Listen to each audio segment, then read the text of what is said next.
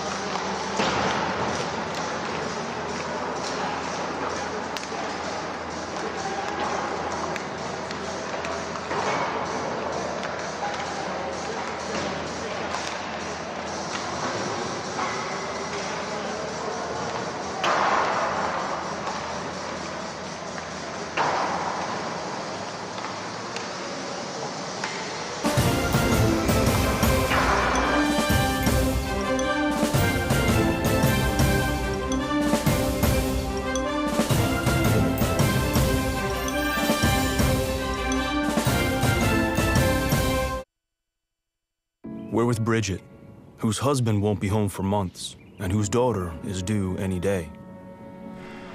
We're with Mike, who's leaving home to protect his family and yours. We're with all service members and their families who need community, connection, and maybe a bit of magic. Are you with them? Learn more at uso.org today. We're with Liam after his 4th military move, when being new is starting to get old. We're with Tara during the holidays, when she misses home the most. We're with all service members and their families who need connection, comfort, and a home away from home. Are you with them? Learn more at uso.org today.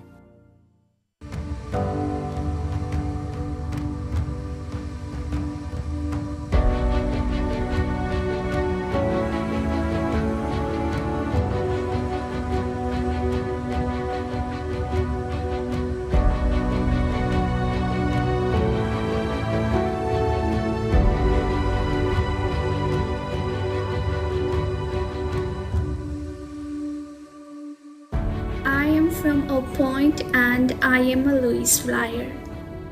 I am a graduate student, and I am a Lewis Flyer. I'm a commuter student, and I'm a Lewis Flyer.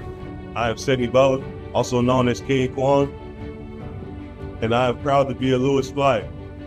I'm an international student, and I'm a Lewis Flyer. I'm from St. Augustine, and I'm a Lewis Flyer. I'm an aviation maintenance major, and I'm a Lewis Flyer.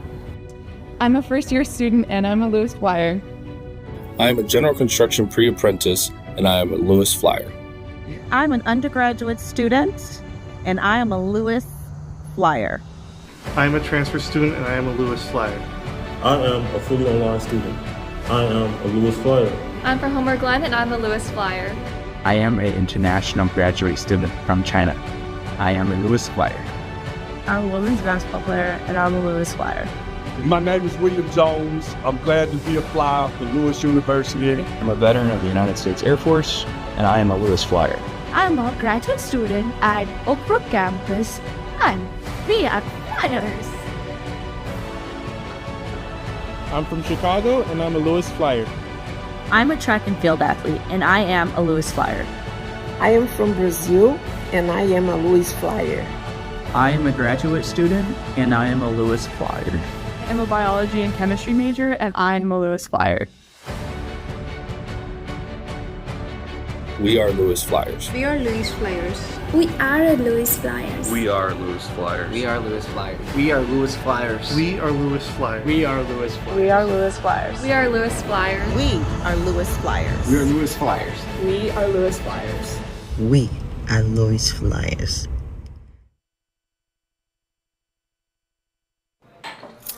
What do you think you're doing, Kevin? Was just gonna drive home.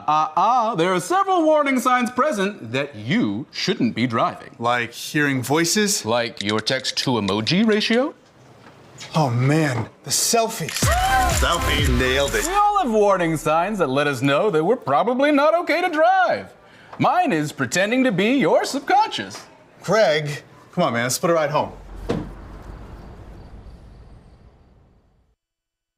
Happy birthday to you. Happy birthday to you. Happy birthday, dear Dad. Happy birthday to you. What are you going to wish for, Grandpa? Don't just wish you had taken care of your hearing loss. Take action today. Visit actnow.onhearing.com to learn the signs and find an ASHA-certified audiologist near you. We're here for the re-kickoff of the Innovation Hub, and it's nice to be able to do a refresh. Innovation Hub is a community. It's a community of innovators, entrepreneurs, creators who have come together to change the world. The Hub's going to help students and community in several different ways. First of all, provide a physical space where we can come and they can actually rent desks and hang out and have an office. More importantly, we're going to have a series of support from a community standpoint including speaker series, including quarterly meetups, including professional development programs, including ways to take you from 0 to 100 in no time flat with your business called growth hacking. Tonight I am here to talk about my application and how the pitch competition and the Innovation Hub have brought me to where I am today. Being able to help out people in the community regarding shopping is one of the biggest things we could be doing to help anyone out. It is such a big part of everyone's lives, and what we want to do is make a business out of it and hopefully make people's lives easier and make new products, whatever it is, to hone in on making people's lives more efficient.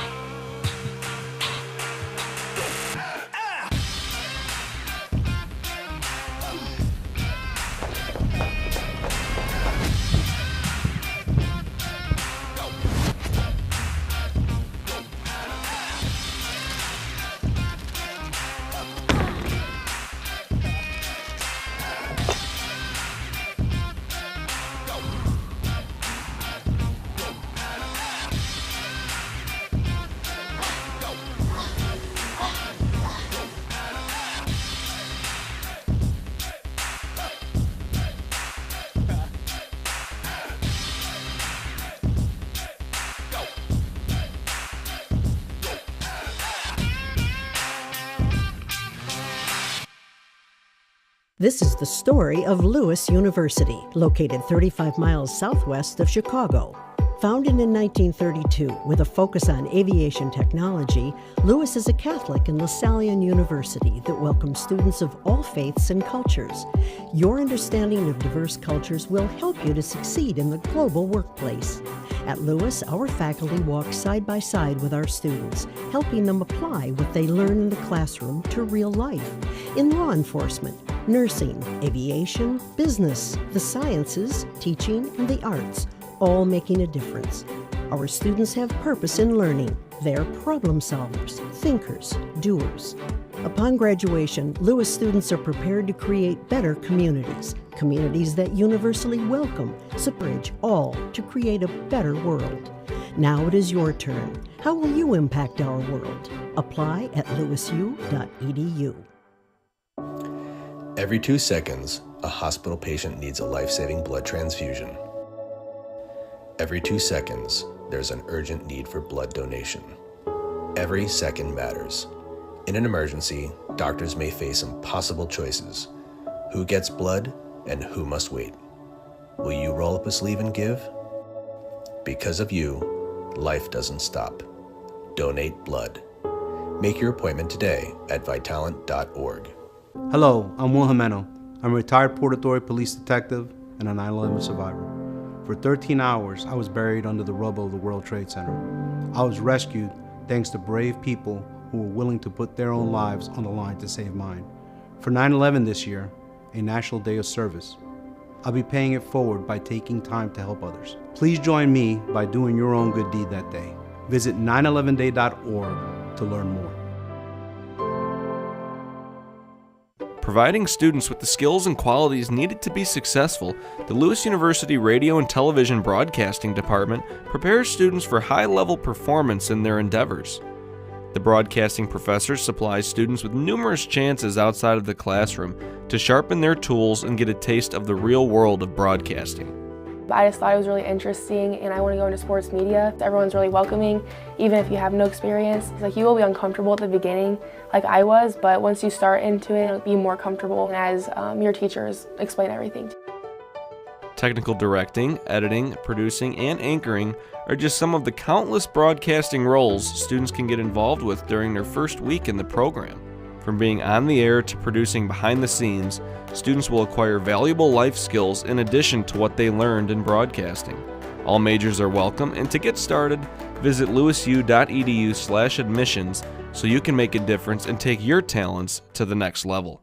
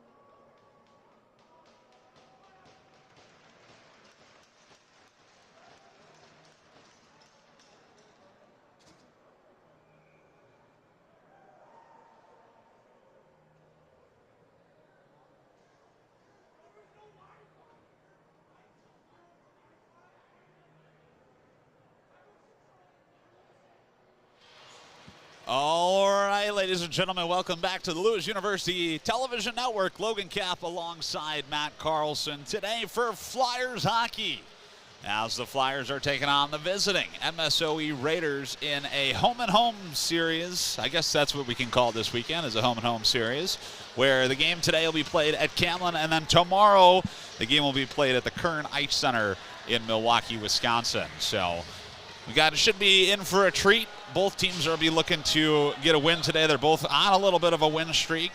Flyers coming in, winning the last 3 games against Bradley, won both against Central Michigan last week, Matt, which was a great matchup from what I understand. We weren't able to join them on the road, but I believe we were in for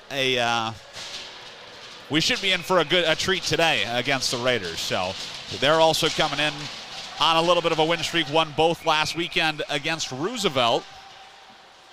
So both teams will be looking to continue their win streak today. What are the keys to the game, Matt? Keys to the game is going to be, I think, offense. This team coming into Central Michigan's 2 games, it was the first time they ever saw them, and coming out with wins in both games. Lots of goal scoring. They're coming off a hot streak so far. And, of course, like you said, they're going to be looking to continue that hot streak here today, getting off to a hot start already.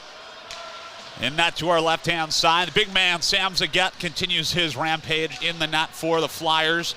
He's been on a hot streak. I think he's gotten the majority of the wins for Flyers hockey this season so far, so he'll be looking to continue that today. On the other side, in the black jersey, Ben Dietrich is in between the pipes for the MSOE Raiders. Has to kind of scramble and cover that one up in front of the net, but Ben Dietrich, 6'4" junior from Minnesota, will be looking to stop all he can today for the Raiders. So last time the Flyers and the Raiders met up was last season, the last game of the last season, actually. Yep. On senior night for the Flyers.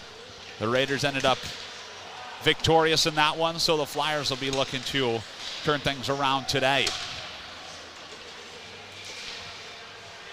Ulmer keeps that one in on the Raiders' blue line. He battles with Hudemeyer, and the puck gets sent down low. Drobeck will ring it around the far side where it's stopped by Callahan, sent back down low to Selman, and the Flyers keep it in. Here's Ricci on the point. He tried a shot. That one was easily stick down out in front of the net by Kenny Cavers. Puck is back into the Raiders' end now. Gavin Harubi behind the net battles with Caden Ulmer. Selman comes away with that puck, tries to send it up to the point where Logan Pickens is. Pickens, another player for Flyers hockey who's had one heck of a ride so far. He had 2 goals last weekend, one on Friday, one on Saturday. And then the last time we saw him here at Callan, or that past weekend against Bradley, Pickens ended up with a hat trick that weekend. So player to watch for the Flyers today in Logan Pickens, as the Raiders will dump that one down in the Flyer zone. It was just out of the reach there of the forechecker Logan Maddox. So we will go all the way back down for the icing call. 17:57 left to go in the first period. Face-off, near side face-off dot. One back to the Flyers captain. Here's a log on the point. He tried a shot, and that one's easily gloved down by Dietrich, and we'll try again. And something I'm looking at already is a lot of offensive prowess coming from the Lewis Flyers today. Spending a lot of time on the offensive end of the ice, and it's exactly what we're looking for. A huge turnaround from the preseason, and they're looking like they're off to a fiery start today. Well, a couple positives for being in the offensive zone. Number one, it's really easy to score. It's a lot harder to score when you're in your defensive zone.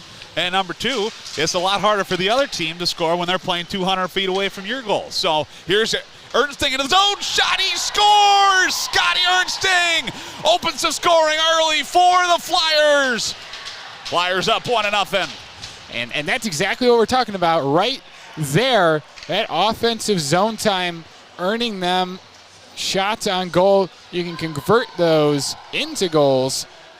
And we're up 1-0 already. 17:33 left to play in the period. early goal for the Flyers. This is what we saw the last time we saw them here at Camlin in that second game against Bradley. They scored first. They scored early in period number 1, and they were in the driver's seat for the whole game. So they'll be looking to pick up right where they left off here in Romeoville. Puck sent up the far side boards, kept in by Keenan. Down low in the far side corner now. Raiders begin the cycle.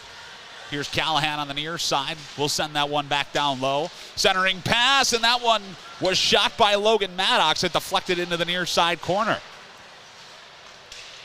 Here's another shot from the goal line by Joey O'Reilly. And it's saved by Zagat. Zagat's not an easy goaltender to confuse, to fool. You're going to be right all over that one every single time. Zagat, we've talked about him a lot throughout the season so far already. In midseason form, just a couple games into the Flyers hockey season. Ulmer gets sent ahead into the Raiders zone, beats out that icing call, centering pass, and Dan Johnson couldn't put it home. Another chance for the Flyers here early.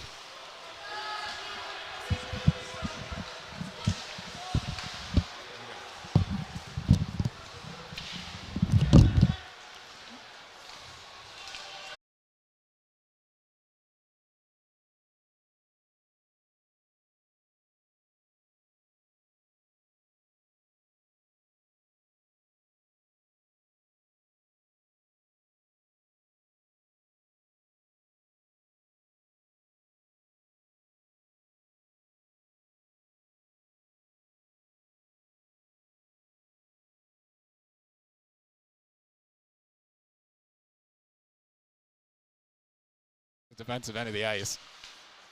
Losing it now. MSOE fighting after it. Brady Ricci flicking it all the way down to Pickens on the opposite end of the ice. Fighting for it now is MSOE. Morefoot with it. Sends it to Brian Goot. Getting it back to Morefoot. Trying to flick it just in front of the net and to no avail. Flyers back with possession. Here's Warner. Warner sending it straight to an MSOE defenseman, going right back to the Flyers' possession, fighting up with it against the boards. Morefoot with it now, sending it over to Stump across the ice. Not quite the pass they were looking for. Logna flicking it down. Here comes MSOE. Peters chasing him down. And a big bad save by Sam Zagat as he gobbles the second shot up. Sam Zagat on his game, and welcome back Logan Kapp after those technical difficulties. Thank you. Yeah, Matt, sorry, apologize. I think we got it all sorted out, though, so I think we should be back and hopefully not have any more issues. But you sounded good. I appreciate you filling in for me while we were sorting all that stuff out. Talking to all but nobody. Well, since we were down, the Flyers are now up by 2 goals. Yes. So maybe we should go down more often. I think if that's going to result in a Flyers goal, I don't know. I think the people want to see this. The Flyers are doing quite well offensively in this first period. A lot of, what we missed. There's a lot of offensive zone time for the Flyers. So, and it looks like they've been really having their foot down on the gas pedal here early. Yes. As Logan Stump is throwing the body around a little bit on Anthony Wayne. Here's Selman in his own zone. Caden Peters closed off. A shot from the point gets blocked out in front. And it's retained in the zone. Here's Kenny Camers. He tried a shot. And that one careened around, and the Flyers will skate it out now. Caden Ulmer will backhand that one in. To no avail. Comes right back to him. Ulmer can keep that one in. Down low to Selman in the far side corner. Centering pass. Here's Johnson in the near side corner now. Braden Robertson walks in, and he has a drive, but that one's turned aside by Dietrich. Kept it on the point. Another shot by Ricci is turned aside by Dietrich again. Ulmer and Selman battle and send it down low, where it's continued around the net by Logan Maddox. Cambers finally is able to loft that one out.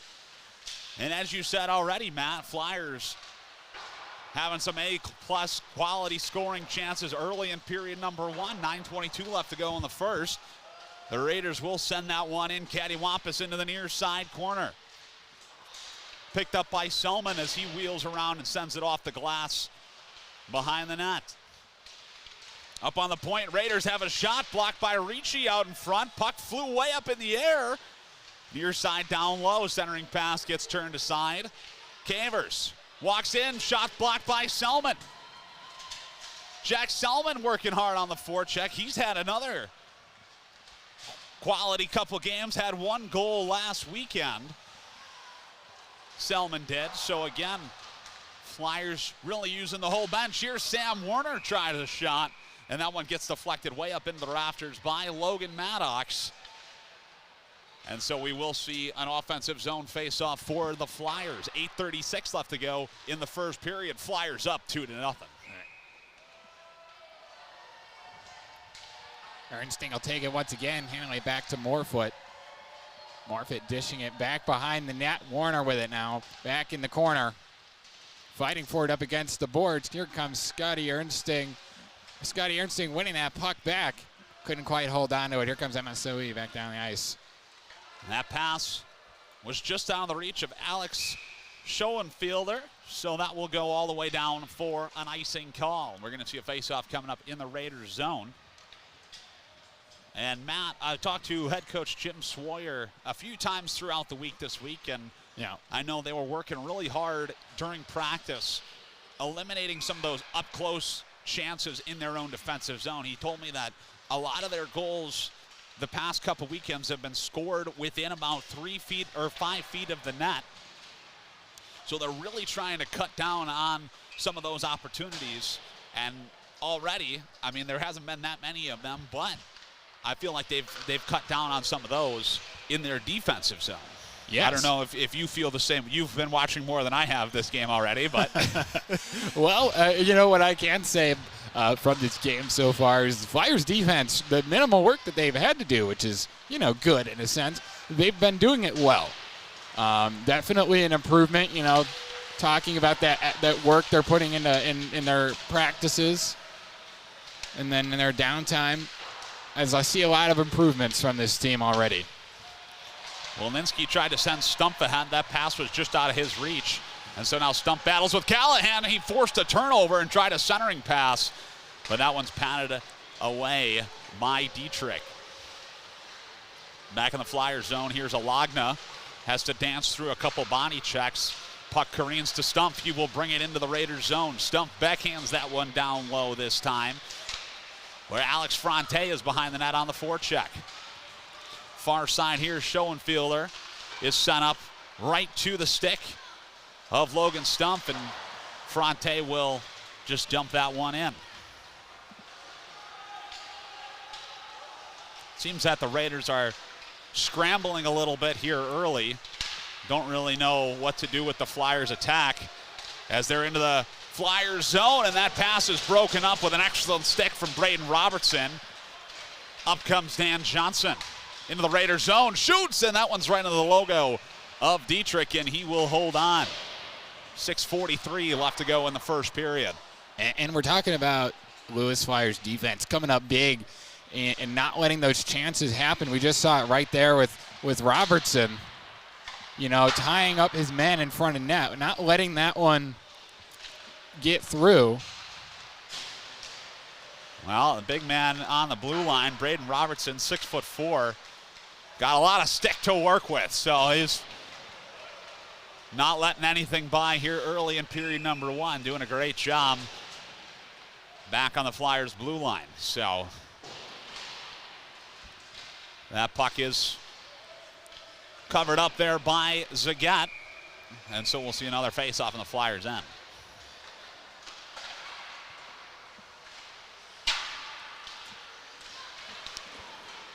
And the Flyers are going to win that one, taking it back up the ice. Salmon getting it over the blue line, fighting for it into the corner boards, losing it behind the net. Battle with Johnson, and it looked like Mayer behind the net, resulted in a collision. Here's the Raiders back the other way. Snapshot is blockered aside by Zagat. Flyers tried to send Ernstine ahead. Again, another danger zone person that the Raiders need to keep an eye on is number 86 in white. Here's a shot, is saved again by Zagat. Rebound to the Raiders. Here's Pickens on the far side. Sends Good up. Finds Ernsting. Here comes Scotty Ernsting trying to dangle through the Raiders defenseman there, but was unable to. Here's Gerald Barrick, try to cross-ice pass, only found Ernsting. Scotty Ernsting will bring it back in. Here come the Flyers, 3-on-2. Brian Goot, Flyers captain shot is blockered aside by Dietrich. Rebound found by Stumpf, was battling through some pretty serious physical contact on the far side hash marks. He's pinned up against the boards now by Anthony Wayne. Maddox sends it around the near side. Here come the Raiders. Turns it over, Ernsting tried to toe drag again, lost it. Goot finds it up to the point. Here's Alagna, he has a shot. And that one's turned aside by Dietrich, who came way out of the crease to cut down the angle. And again, Dietrich being tested early here in the first period. He certainly is. And the Flyers just pressuring this MSOE defense this entire game so far. And that's something that is, I think, a little newer from this team, and I'm all here for it. Absolutely. I mean, honestly, we saw that a lot last year, and the Flyers doing really good things in the first period. Yeah. Maybe go up by a couple goals, but the struggle came when that first buzzer went and the teams went into the locker room. So I think that will be the test today, is if the Flyers are able to maintain this pressure throughout the course of the hockey game. Yeah. I mean, they show the past couple weekends, again, and keep bringing it up, the Flyers can play 60 minutes of hockey. They battled right through to the end against Bradley, won with less than 20 seconds left to go. I believe it was 19.4. 19.4. If I remember correctly. So it's really imperative that the Flyers continue that pressure throughout the course of the hockey game today. Yeah. Here's Caden Peter. We'll send it up the near side boards, can't get it out. Anthony Wayne tries a shot, again blocked by Peter, and this time he is able to get it over the blue line. Peter will get a third whack at it as he sends it up to Ulmer, who can't get it out, turns it over. Here's the Raiders try a shot, blockered aside by Zagat. Flyers still need to get this puck out. Sam Warner across to Johnson. He will bring it into the Raiders zone. Down low is Sam Warner. Got the puck in the near side corner. But the Flyers can't get anything going.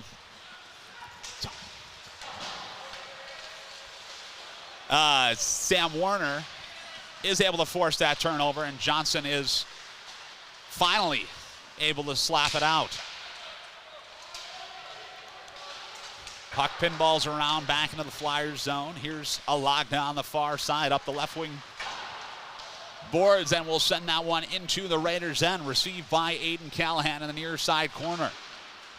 He's pressured hard by Ernsting, but the Raiders will loft that out.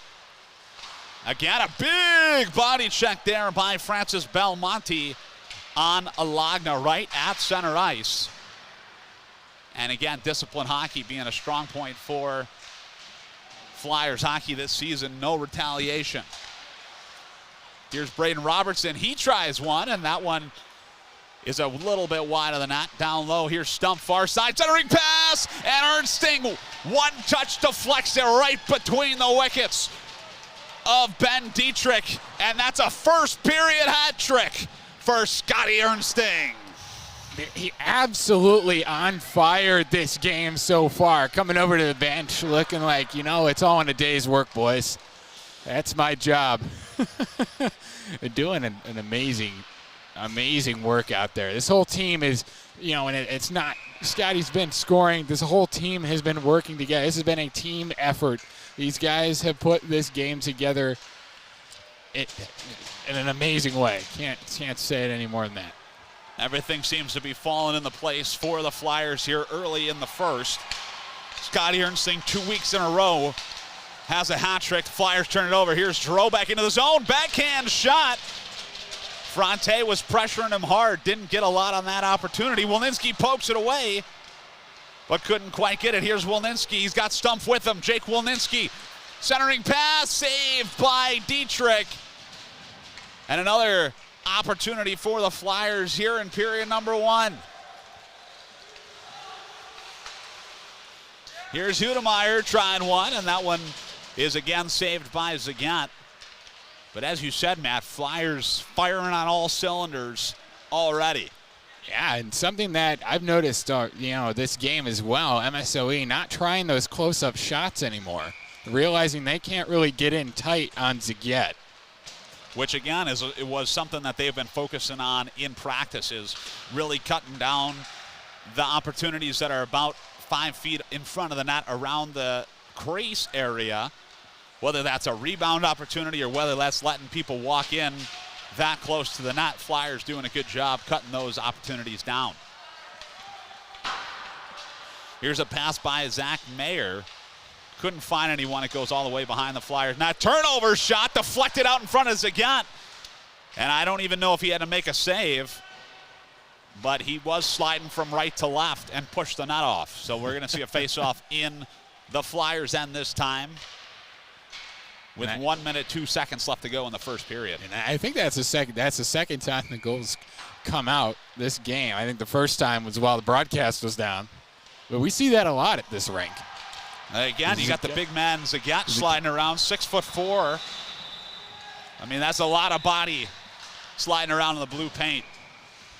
We talked about it a little bit. We had Christian Rohrer was our podcast guest this week. Yeah. And I got to talk with him about kind of the different styles of goaltending that all three of the Flyers goaltenders have. Because of that size difference, he was telling me about how the angles, are a huge part of a goaltender's game. And so Sam Zagat can stay way back in the net and take up just as much net as maybe Christian Rohrer can when he's standing on top of the blue paint.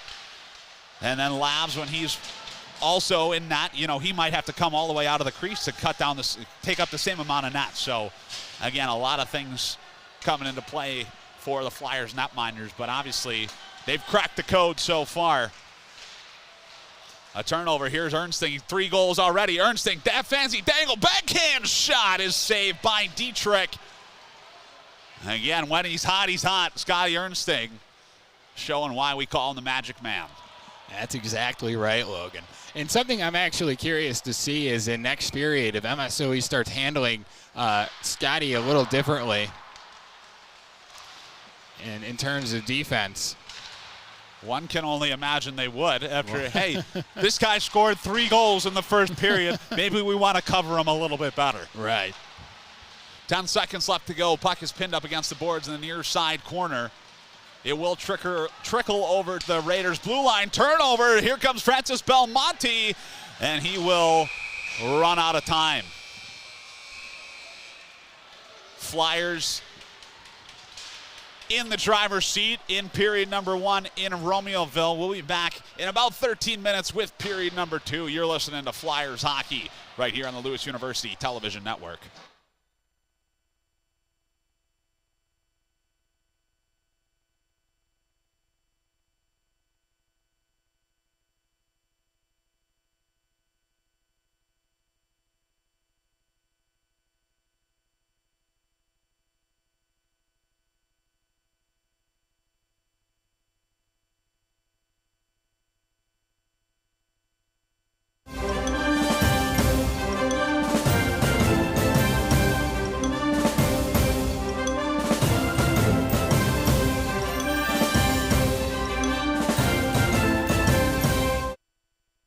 I don't know, I like to have everything perfect, even though it's hard to make it that way. So I'm going to be messing with these cameras like crazy the next hour.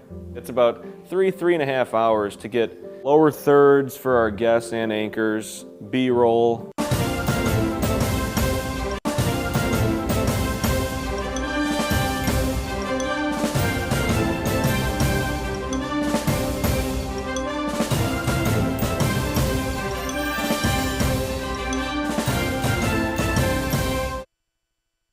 I like to have everything perfect, even though it's hard to make it that way. So I'm going to be messing with these cameras like crazy the next hour. It's about 3.5 hours to get lower thirds for our guests and anchors, B-roll. But if you notice here too, we have kind of two different sets we're working with today. This is our normal anchor desk over there, and then we'll have Allie, one of our anchors, interview our guest Angie today. There you are. You have your mic? Yes, I am mic'd. All right. You are mic'd or you have it? Oh, perfect. Exams. They might have. See that right there? That is perfect. Fantastic levels right there. We got 2 minutes, so we're just gonna go back up to the top of the script. Are there mics down? Yes. 15 seconds. Play it.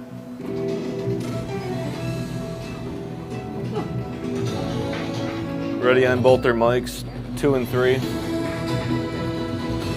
Take them. Good evening. Thank you for joining Lewis University's television network. Focuses on recycling and redistributing chemicals. It's always important to know too how long each clip is. So it's like 45. Forced against people who weren't subject to law to enforcement. The investigation is ongoing. Up Both next, mics. we will have your local news. We'll be right back. Play it. Is it playing? Should be. All right, mic's down. Mics are down. All right. Thanks. Oh, the first one, we're only gonna have a minute. The first one didn't play, so I'll tell them. Ready on Allie's mic. And take it. The mayor floor leader of Chicago. Go ahead, Bridget. Oh, wait. No, I'm sorry. Yeah, you caught me. Following a disturbance that ensued. Up next, we will have your Lewis Spotlight. Then we will have your Lewis Sports Update. Stay with us. Play it. Mic's down. Yeah, just where you were before. Make sure both of you guys are framed up right. Yeah, you're right there. You can just stay. I am Citlali Romo. And I'm Allison Lakewitz. Have a great night. Play it. Mic's down. All right. You guys are clear. I thought it went pretty well. I know we had a lot of issues beforehand, and it was kind of chaotic. But I mean, overall, I thought it went fine. The anchors did a good job. I did an all right job. But it looked good, though. So hopefully, everyone go check it out on the YouTube channel. Got to shout it out.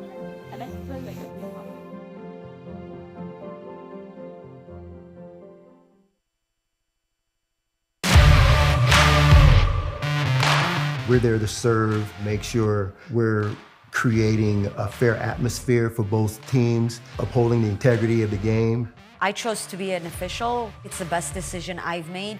In life, things aren't scripted. Games aren't pre-scripted. You know, I got into officiating because my father was an official. Officiating was part of our family life. It wasn't just the game. Get to be outside, get to experience the game. It's so much more fun. You can get a lot out of it. If you're an athlete, we need people like you and translate those skills to officiating. It helped me become not only a better official, but a better person. It happens in every town, in every game. We never have a perfect game, but the rewards always outweigh the negativities. And it's just been wonderful.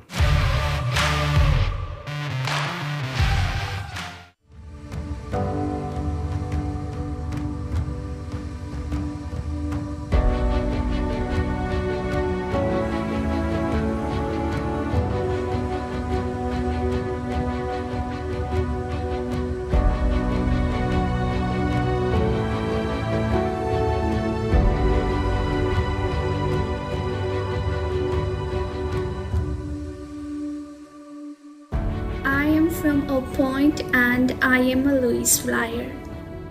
I am a graduate student, and I am a Lewis Flyer. I'm a commuter student, and I'm a Lewis Flyer. I am Segi Bowe, also known as King Kwan, and I am proud to be a Lewis Flyer. I'm an international student, and I'm a Lewis Flyer. I'm from St. Augustine, and I'm a Lewis Flyer. I'm an aviation maintenance major, and I'm a Lewis Flyer. I'm a first-year student, and I'm a Lewis Flyer. I am a general construction pre-apprentice, and I am a Lewis Flyer.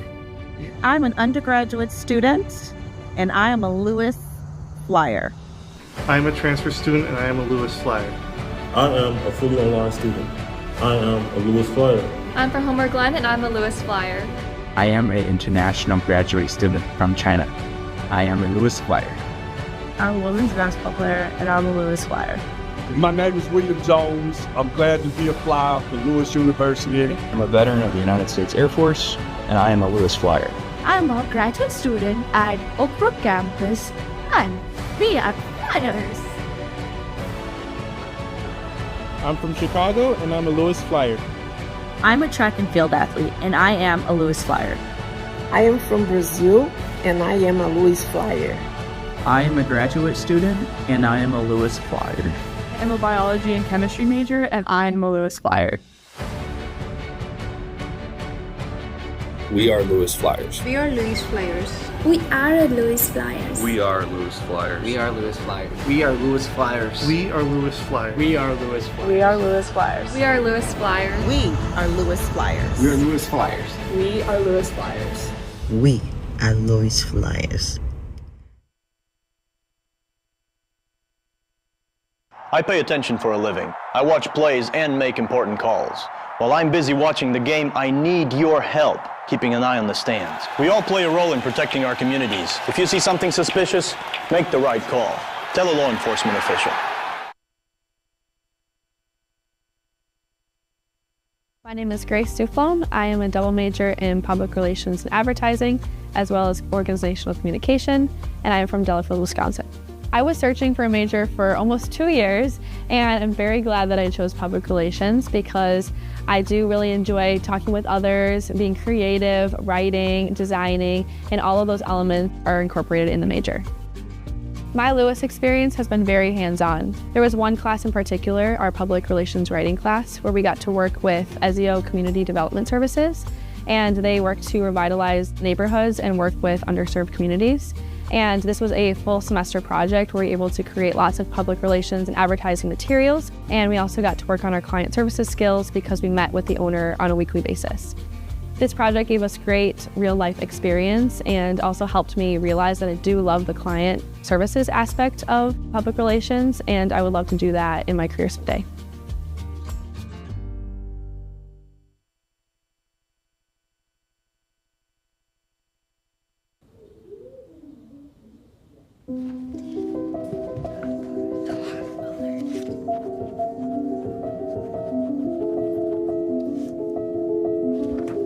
Can you help me?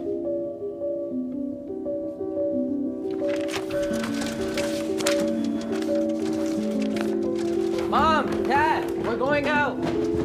Thank you.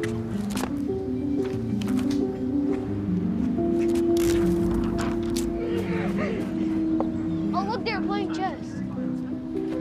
What you got there? Will you help my mom? She's real sick, huh? Hey, crew, I'll give the first move to anyone who signs up to be an organ donor. How do you do it? Easy. Just go to organdonor.gov. You are organdonor.gov. More donors means more hope. Sign up at organdonor.gov. I'm Allison Linkwitz, and my majors are psychology and radio, television, broadcasting. My junior year, I realized that I had enough credits to pursue a minor, and it was recommended that I do radio, television, broadcasting just because I had discussed what I like to do with my counselor. I realized really quickly that it was something that I wanted to do full time. I got to take advantage of having my own radio show here through WLRA, and I realized I loved talking with people. I loved communicating with people, not just studying them like in psych, but actually having conversations and being on air. And that's when I realized you can take whatever you're passionate about in your life and turn it into your living. My Lewis experience has been very impactful. I think I've grown to become more confident, and I think I've realized the ways that I was created by God, and now I'm able to change the world.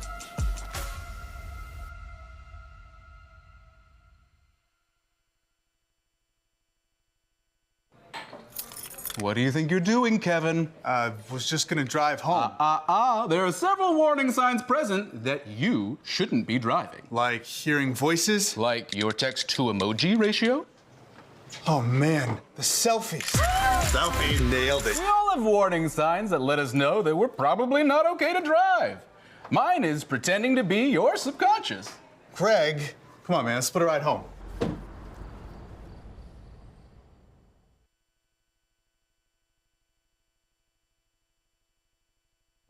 Lewis University is full of devoted students ready to take the first step into their future. A group of hard-working and devoted students using the tools and resources provided and the experiences and opportunities gifted to them to identify their passion and explore their purpose, working endlessly to find their true calling.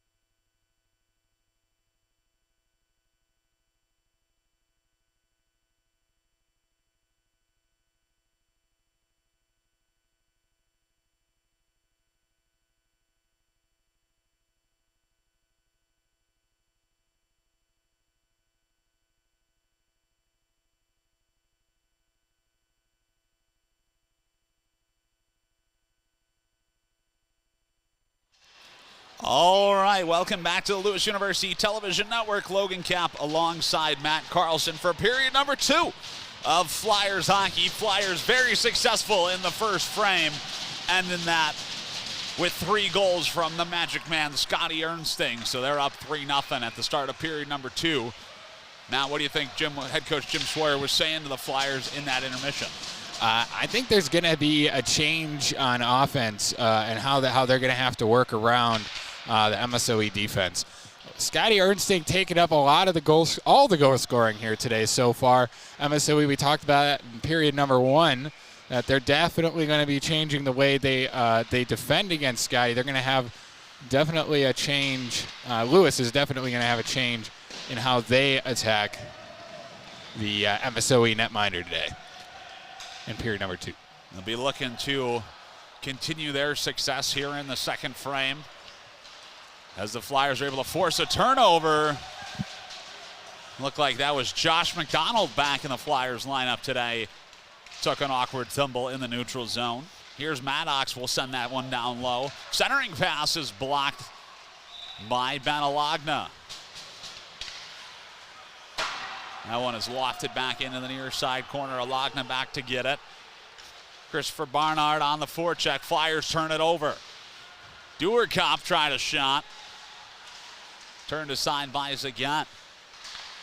Kay Nolmer will go across the ice. Tries to hit Werner in stride. That one deflects into the Raiders' end, where Pacocha is back to get it. Pins up Werner against the wall. Stumpf comes in, gets the puck. He tried a shot, and that one's kicked aside with the left pad by Dietrich. Stumpf in the far side corner, still working hard on the forecheck.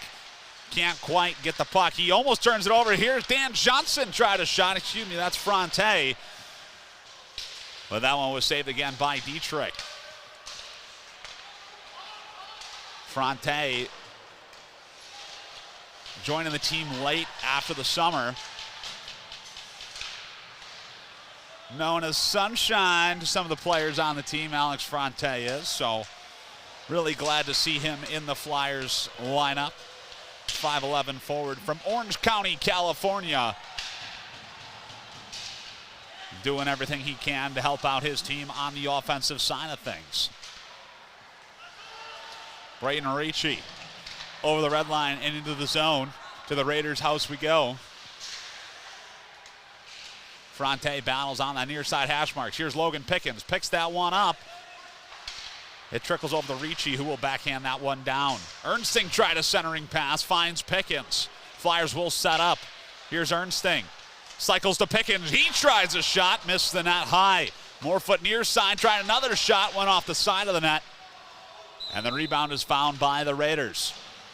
Hudemeyer goes up the left wing boards. It's found by Morefoot on his own blue line. Flyers looking to keep the gas pedal pressed all the way to the floor. Can't quite get anything going with that possession, but Flyers captain Brian Goot is able to force a turnover and send it one down low. Pacocha battles with Ernsting. It's backhanded up to the point by Belmonte. The Flyers have a shot, and that one's paddled aside by Dietrich.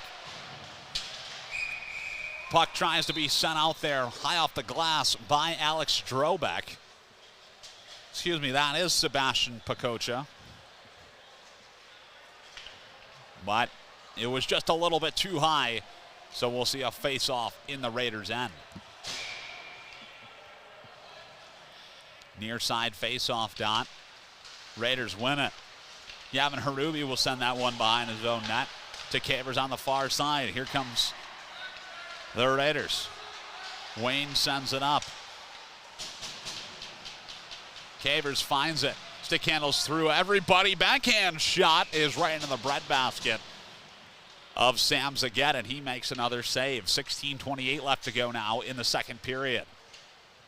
And a slightly slower start, it looks like, in this second period for both teams.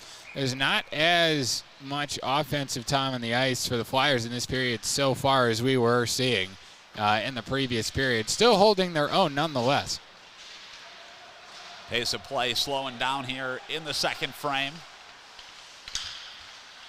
as Cavers will send it up. Ricci forced a turnover, can't get anything going. And so back the other way come the Raiders. Caden Peter up the near side boards, sends it right to Gavin Harubi.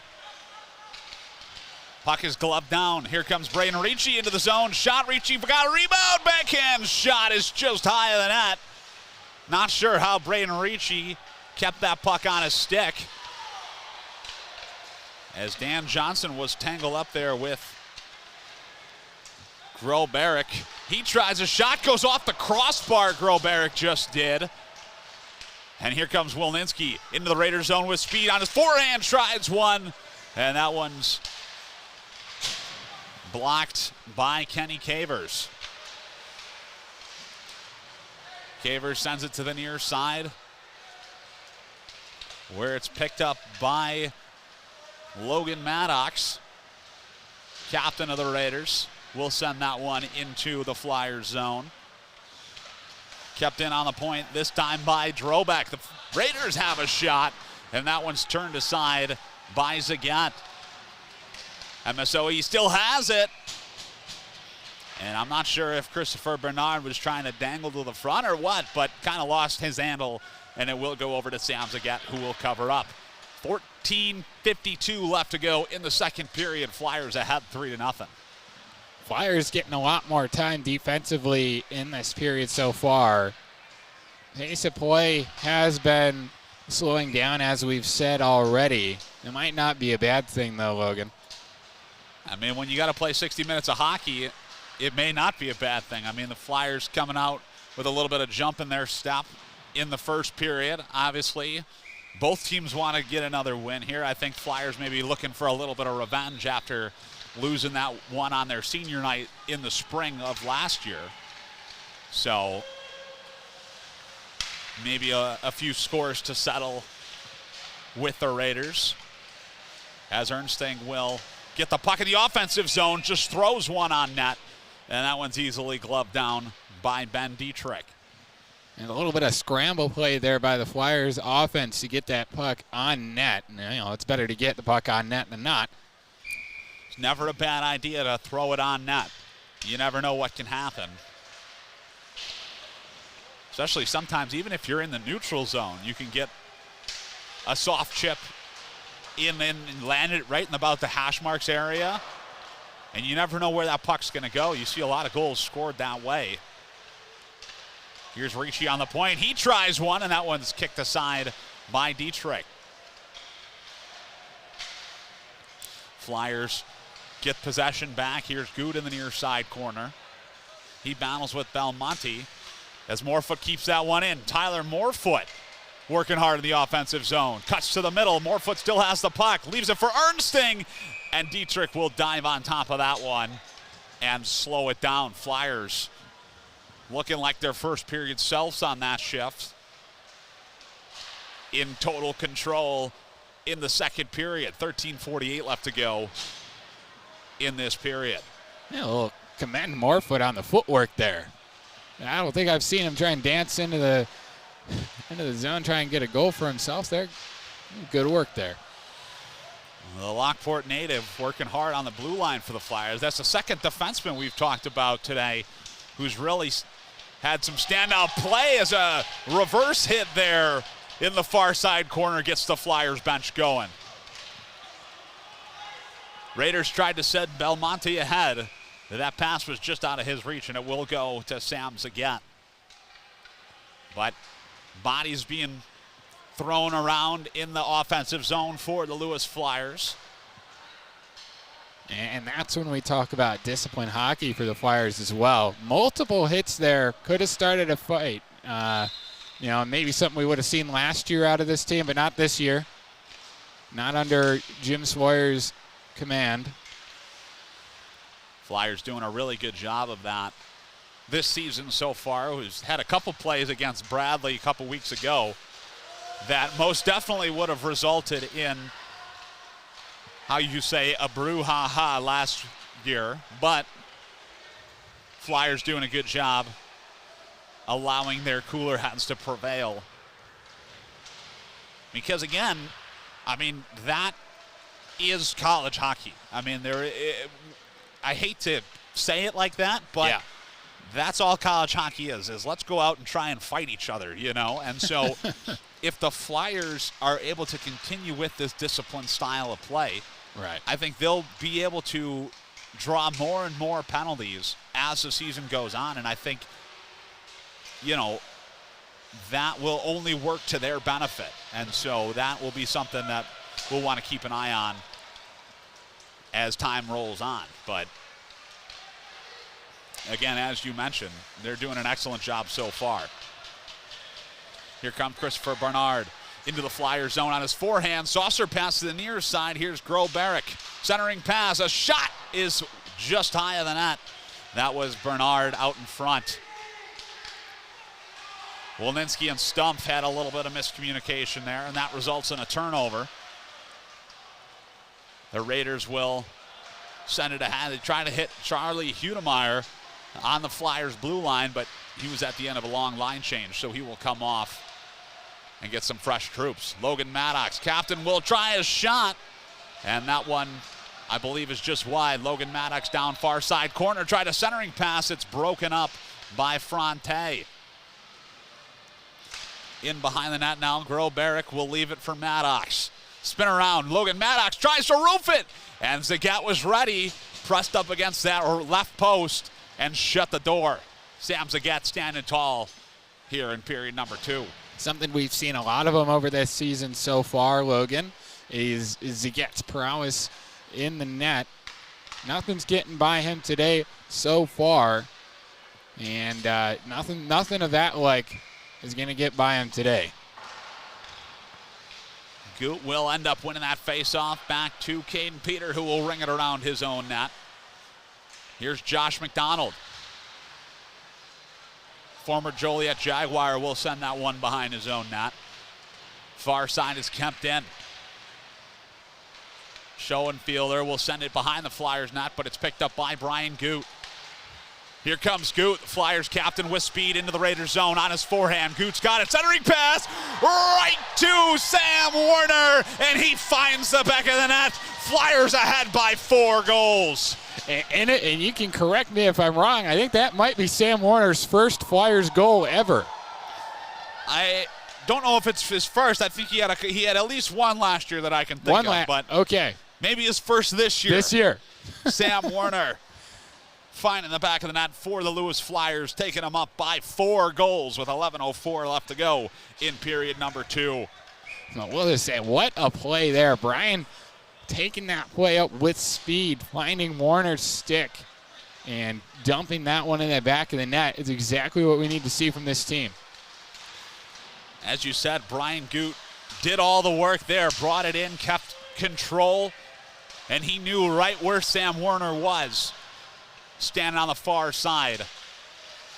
Flyers forced a turnover. Selman had a high-quality opportunity, but it was just high of the net.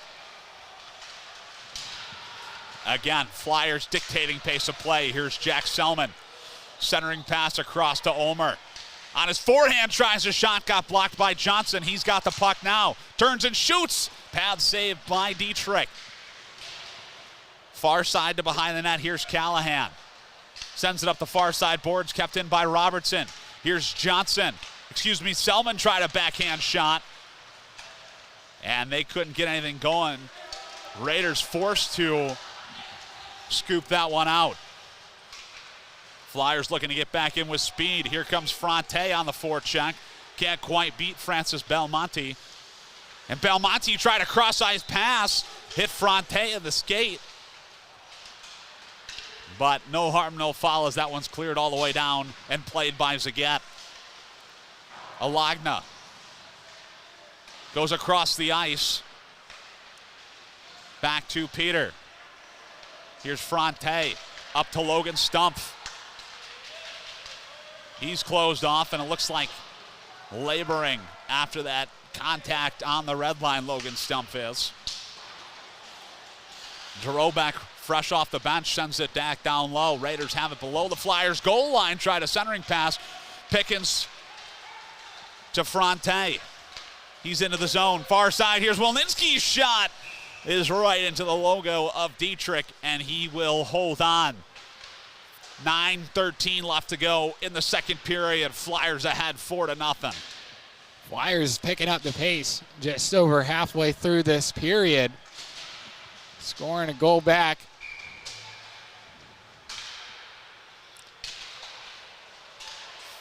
Again, Flyers looking for a few more insurance markers as we cross over the halfway point in this hockey game. Here's Pickens across to Ernsting. He can't quite chip it around Pacoche.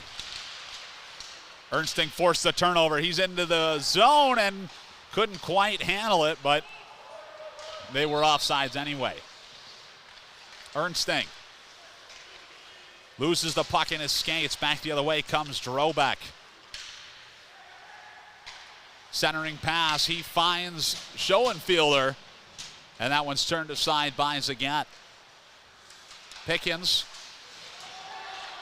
can't quite get it out. A big hit by Brayton Ricci right on the blue line on Zach Mayer. Again, Flyers playing on both sides of the puck here early as that one deflects into the bench.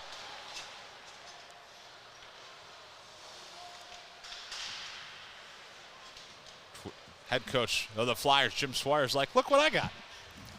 Got it right here. Got a prize. Equipment manager, head coach, what does this guy not do? Come on now. Man of many talents. It's the best way to describe him. Absolutely. And podcast host. And podcast host. Which we'll see a clip of the podcast that came out today on the Lewis Flyers Hockey Podcast. But we mentioned it earlier, Christian Rohrer being the guest. And in this next intermission, you'll see a short clip of that. Flyers force a turnover. Sam Warner up to Ulmer. He toe dragon shot, but that one is saved again by Dietrich. And again, one thing I really like, I mean, I like a lot of things about Jim's coaching style, but one of the many things is he's utilizing the whole bench. I mean, you see obviously the top line. Scotty Ernsting scoring 3 times already today, but Sam Warner's also got one. You know, he's got Josh McDonald out there just coming back from injury. So he's really trying to use all his skaters to his advantage. Everybody's got a part to play on this team. And that was one big thing we saw last year, was the first line was getting played a lot. And that's when they would start losing the energy out on the ice. Here comes Wayne into the Flyer zone. That shot is blockered aside by Zagat. Rebound to the Raiders. Poked ahead by Harubi, down around the net to Belmonte on the far side. Kept in by Kenny Cavers. He tried a shot, it got blocked by Caden Ulmer. Here comes Ulmer into the zone with speed, tried a toe drag, and kind of collided with Gavin Harubi, and will come off for a line change. Bernard the other way, tried a centering pass to no one. As Goot will scoot that one over the blue line. Here's Alagna. Off of that played puck from Zagat. Goot ahead on Kenny Cavers. Working hard in the offensive zone. Goot won that puck. Pickens down low to Goot. Ernsting now. Shot goes right into the glove of Ben Dietrich. And again, that's a testament right there to how hard these players are working. Brian Goot able to force that turnover on Kenny Cavers. The big man for the Raiders on the blue line, 6'5" defenseman from San Jose. But Brian Goot was successful. Ernsting battles through a couple sticks, and his drive is turned aside by Dietrich. Backhanded up again, Flyers force a turnover. Here's Goot. Gloves it down, pass to Alagna, will shoot. And again, he's forcing Ben Dietrich to make a save. And Flyers playing a lot in their offensive zone. 6:12 left to go in the second period. Flyers ahead 4-0. Flyers not giving MSOE any breaks here whatsoever. Won by the Flyers, Morefoot. We'll send that one down low. Here's Wilninski. Fronte and Morefoot turn it over. Here comes Grobarek into the zone. He has a shot, and he beats the Zagat low glove side. Joseph Grobarek. And I think Zagat was looking for that shot on the other side of where it went in. He goes down and to his right. That shot goes up and to his left. Grobarek, freshman on the team this year from Orland Park. Played for the Chicago Fury before coming to play hockey for MSOE. So he has put his team on the board with just under 6 minutes left to go in the second period. Now we've got a hockey game. Raiders turn it over. Here's Wilninski in the offensive zone. Jake Wilninski near side corner, down low to Stumpf, who's closed off. And the Raiders force a turnover. This will be the test now for the Flyers. Part of which where we saw the Flyers fall apart last year was after getting scored on, even if they score a couple early goals, is how they're able to rebound. Now, it'll be interesting to see in the next couple minutes how they respond to that goal. Stumpf turns it over to Drobak. And we have a whistle stopping play. The net has come off its moorings, it looks like. So, not sure if we will. I think we will have a face-off outside the zone. I think it was deemed that Brian Goot knocked that one off. He was working hard just in front of Dietrich, battling with one of the members of the Raiders. But again, I think he's just trying to get position in front of the net. Jack Salmon with the dirty dangle on his own defensive zone, blue line. Couldn't quite, I think he dangled himself into submission there. Fell down on the blue line. Raiders have the puck. Down low near side corner, Anthony Wayne.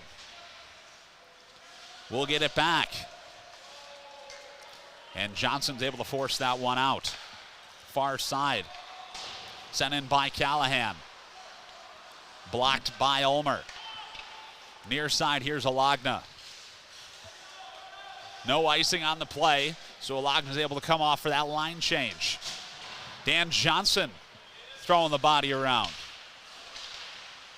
Flyers force a turnover. Here's Selman in the near side corner. Jack Selman up to Ricci. He couldn't keep it in. And that one is lofted into the zone, right through the rafters here at Canlin. Nearly a magic trick. 4 minutes left to go in the second period. Puck far side corner in the Raiders' end. Turned over. Here's Pickens. Tried a centering pass, finds Ernsting. Far side corner, Scotty Ernsting, the magic man, kicks the puck to his skate. And he was engaged in a tough battle there with Aiden Callahan, so he couldn't get anything going. Puck sent around to Morfitt on the near side hash marks. Back down low to Callahan on the far side and Pickens. You love the tenacity being shown by the Flyers forwards there as that point shot is blocked out on the top of the circles.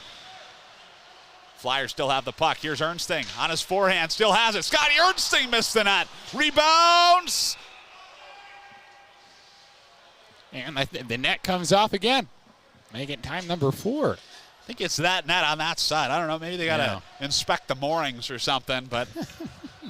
Dietrich's not a small guy either, but there's something going on with that net over there. I think that's the case. A 6'4" goaltender from Waseca, Minnesota. Had 13 games played last year, Dietrich did. It was unable to secure a win. So he's got a little bit of a chip on his shoulder maybe this season. Dietrich does. As the Raiders look to get this one out. Here comes Anthony Wayne. Pressured by Fonte, who's really working hard on that back check. Point shot is saved by Zagat. Not sure if he even saw it. Kept in by Pacocha. Down low behind the net. Peter couldn't get it out. Will actually force a turnover. And he sat down by Wayne.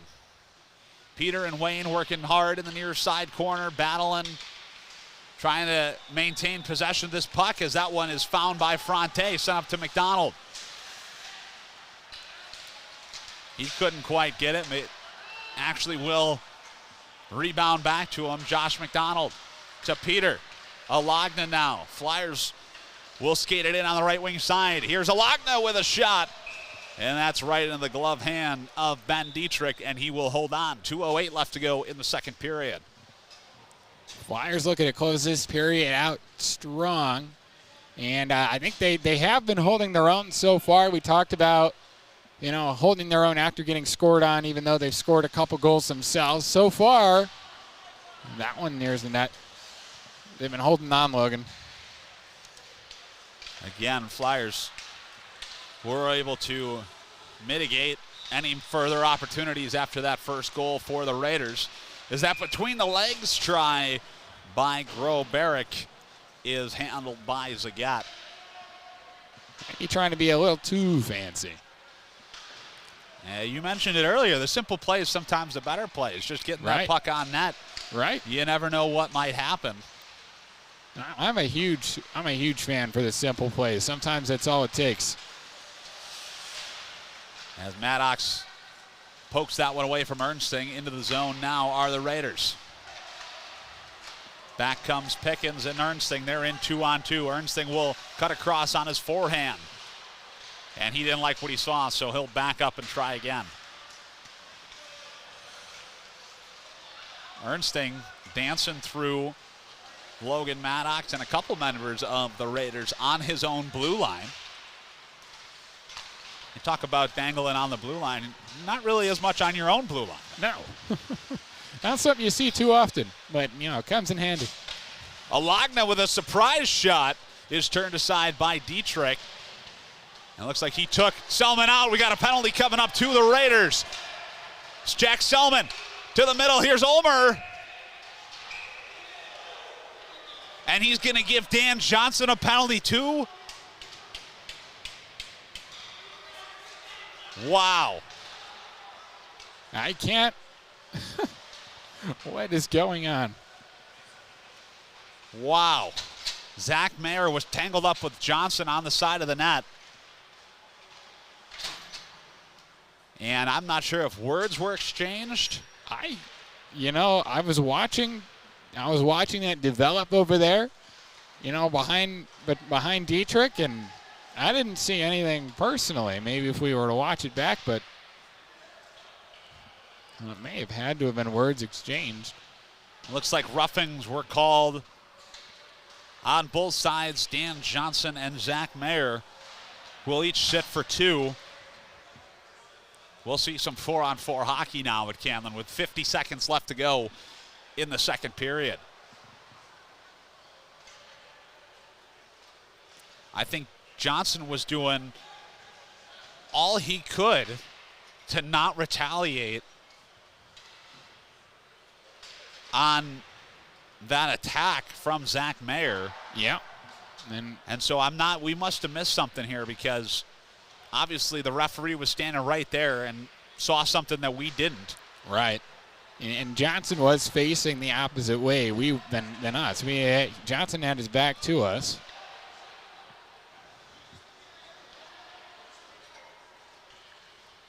There seems to be some conversation. Now we'll have a conversation between the referee and the timekeeper.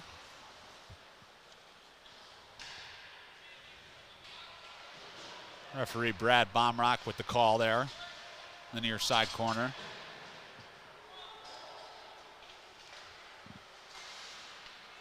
So it looks like the Raiders did get an extra penalty. So Caden Duerkopf will sit for 2, and the Flyers will be on the power play. That's not what I was expecting. But we'll take that. Either way, one of those good surprises. 39 seconds left to go. The Flyers will have one more rush before the end of the second period. The push and back entry. Here comes Logan Pickens with speed up the middle of the ice. Pickens will send that one around to the far side, where it's found by Kenny Cavers, pinned up against the boards, and in comes Josh McDonald, forced the turnover. 17 seconds left to go. Ernsting will spin around. Magic Man in the near side corner tries to battle down low, and he still has the puck up to the point. Here's Pickens. 8 seconds left to go. He couldn't settle it, and so the Flyers maybe will have one more shot. And they actually don't have a shot there, but they will be starting the third period on the power play, the Flyers will. And I'm still not sure what penalties were called on Dan Johnson and Zach Mayer. Yeah, and I don't know. Maybe we'll find out in this intermission. We'll go see if we can find that out, but the Flyers are ahead by 3 goals. They lead 4-1 into the second intermission. You're going to see a clip right now of the most recent episode of the Lewis University Hockey Podcast. You're watching Flyers Hockey right here on the Lewis University Television Network.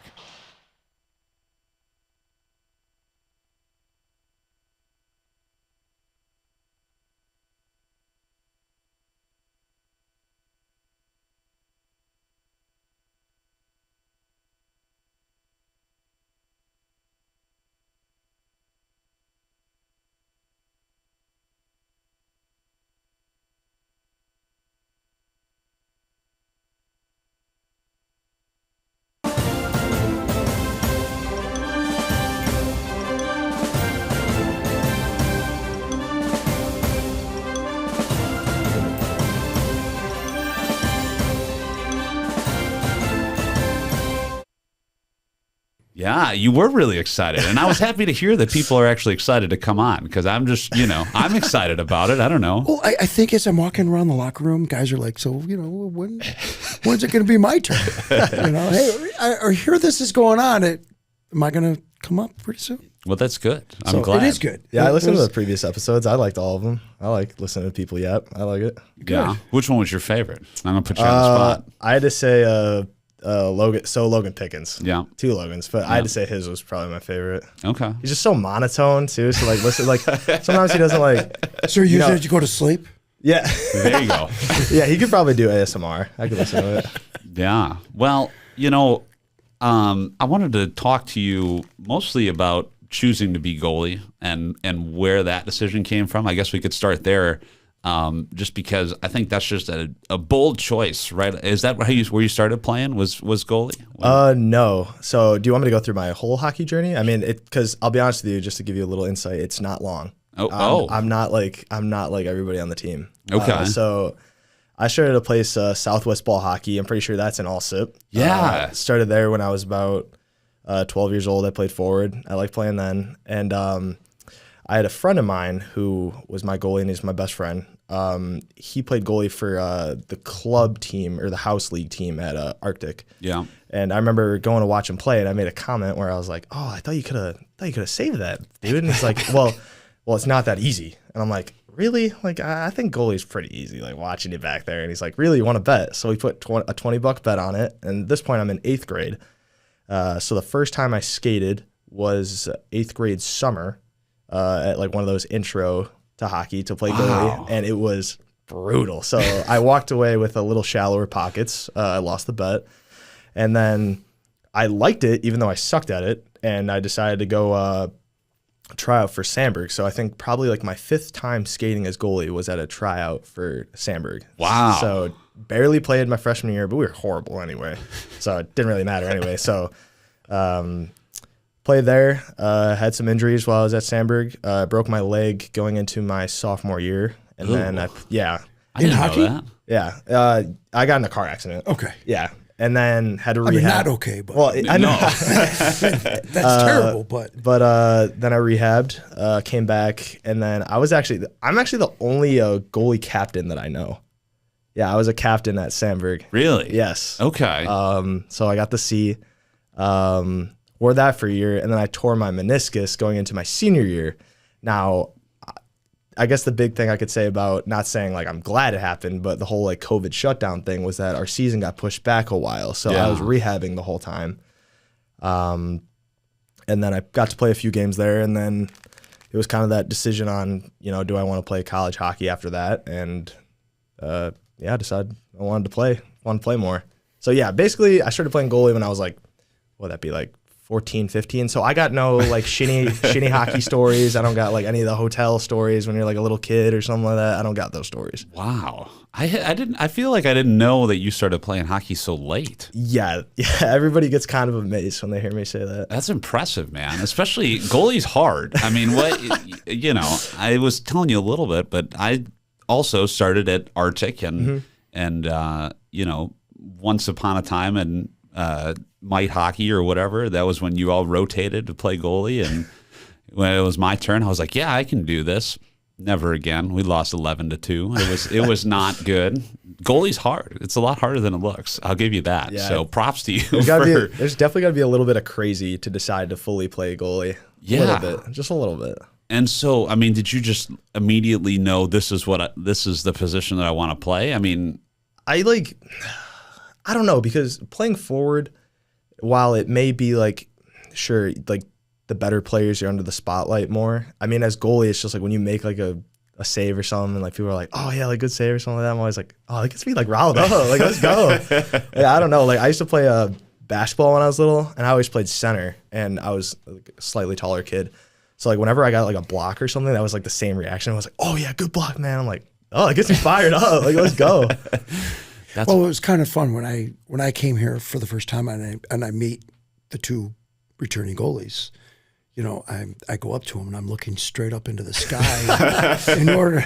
I mean, both of them. They both, yeah, especially Zeeks. they both just tower over me, right? It's just this. Yeah. Oh, especially Zeeks. I'm like, oh yeah, like you make my neck hurt. I'm usually not looking up at people. Right. Well, now you know what it's like for me.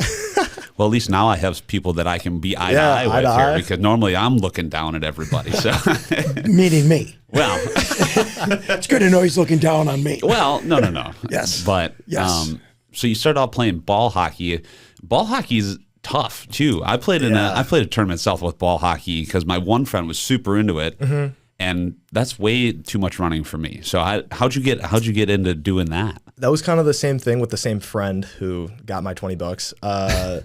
He was just kind of saying like, oh yeah, like I'm starting to do this ball hockey league. Like it's really fun. You should join me. Cause I was kind of into hockey. I was a hockey, basketball, baseball kid when I played when I was younger. He's like, yeah, like you should just like come out and like try it. Like it's not like terrible. Like you just got to like learn like some of the rules, like offsides and stuff like that. And then I went to, I think they just had like kind of what would be like a rat hockey out there. Right. Kind of went to one of those and I was like, no, like this is kind of fun. Yeah. Then, yeah. I also forgot to mention, but I did play a little bit of goalie at ball hockey. So that kind of helped a little bit because then when I went into freshman year of high school and I decided that I fully wanted to commit to goalie, I did make a travel AAA team that was out of Southwest ball hockey. They were called the Storm. Oh. And we were supposed to go to Pittsburgh that year. And then that's when I, greatly broke my leg. So some other kid filled in and I was like, oh, dude, I was pissed. I didn't know they had AAA like ball hockey leagues. I didn't know there was that big of a thing. I thought it was just like right there. They had like the in-house stuff. See, I wasn't aware of it till one of the coaches there was like not to toot my own horn, but he's literally just like, hey, like you're pretty good at this ball hockey goalie thing. Like you should try out for this. Like I bet you make it. And I did, and I made it. And I was like, oh, this is awesome. And then, yeah. So you go from ball hockey then to skating a few times and then trying out for high school. And then, just sticking with it. What was that like never really playing organized ice hockey before to go then all of a sudden we're going to play high school hockey. Oh, it was so weird. It was so weird. Like a completely different dynamic, a completely different mindset. It's super interesting because with the ball hockey, it was very competitive, but there was always like a part of me, and I don't want this like to be misconstrued the wrong way, but there was always a part of me that's like, I could just show up to the game, not prepare as much. And, I think I'd do probably just as good. Maybe, let in like a stinker or two every now and then. But then when I started to play ice hockey, there's so much more joints that are being used in your body. Like, oh my groin, it feels like I'm 80 years old. So like, I would have to show up definitely like an hour and a half earlier than other people did just to kind of get my stretch in. I'd do like ball against the wall, just like warm up my eyes. And there's definitely like it seems that there's an added pressure to playing ice hockey, or at least maybe that's just pressure that I put on myself, but that's at least how it feels. Yeah. Well, yeah. I mean, I feel like there's way more to think about, 100%, with skating and, as balls hockey is just running and all that stuff. Yeah. And, it's the speed. It's the speed of the game, the reads. Yeah, that too. Yeah, and there's definitely just like other crafty things you can do with a puck as compared to a ball. Yeah. So, yeah. And they shoot it a lot harder. Yes. And when it hits you, it impacts you a lot worse. I know that. The puck probably hurts a lot more than the ball. Oh, yeah. Oh, my God, yeah. That's not even a question.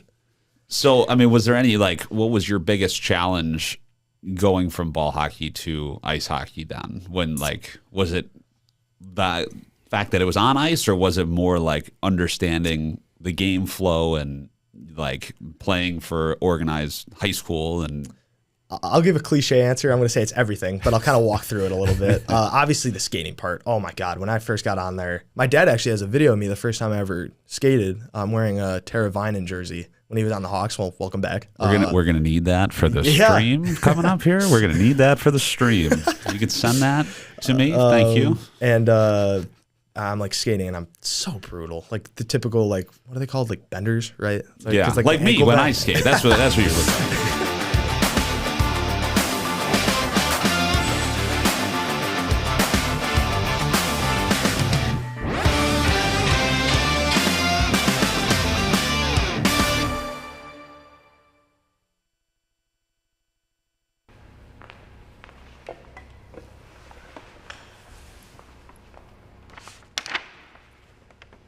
Dear Samara. Dear Colin. Dear Allie. Dear Tony. Greetings from a fellow flyer. College is a transformative time filled with opportunities to discover your passions, build lifelong friendships, and develop skills that will serve you well in the future. Like you, I was once navigating the challenges and joys of college life, and I want to assure you that you are not alone in this journey.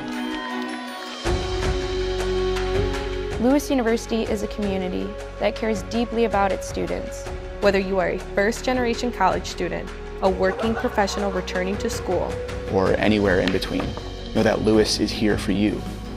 take advantage of the opportunities to get involved on campus, join clubs and organizations, and connect with your peers. These experiences will enrich your college life and create memories that will last a lifetime. The challenges you face are stepping stones to growth and success. Embrace them, learn from them, and know that you have the strength to overcome them.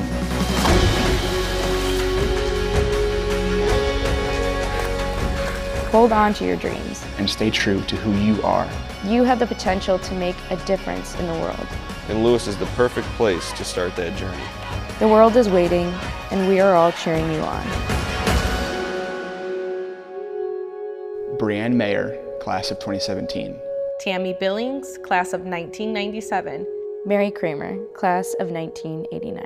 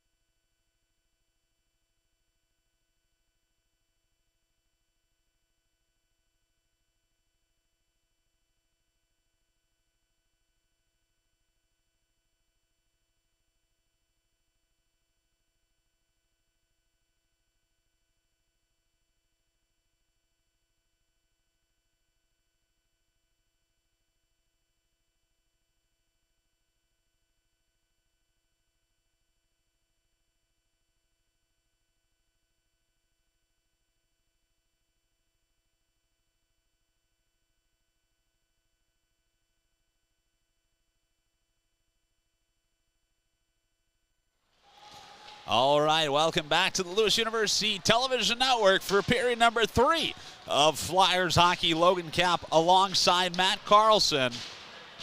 And the Flyers will look to close out another win on their season so far.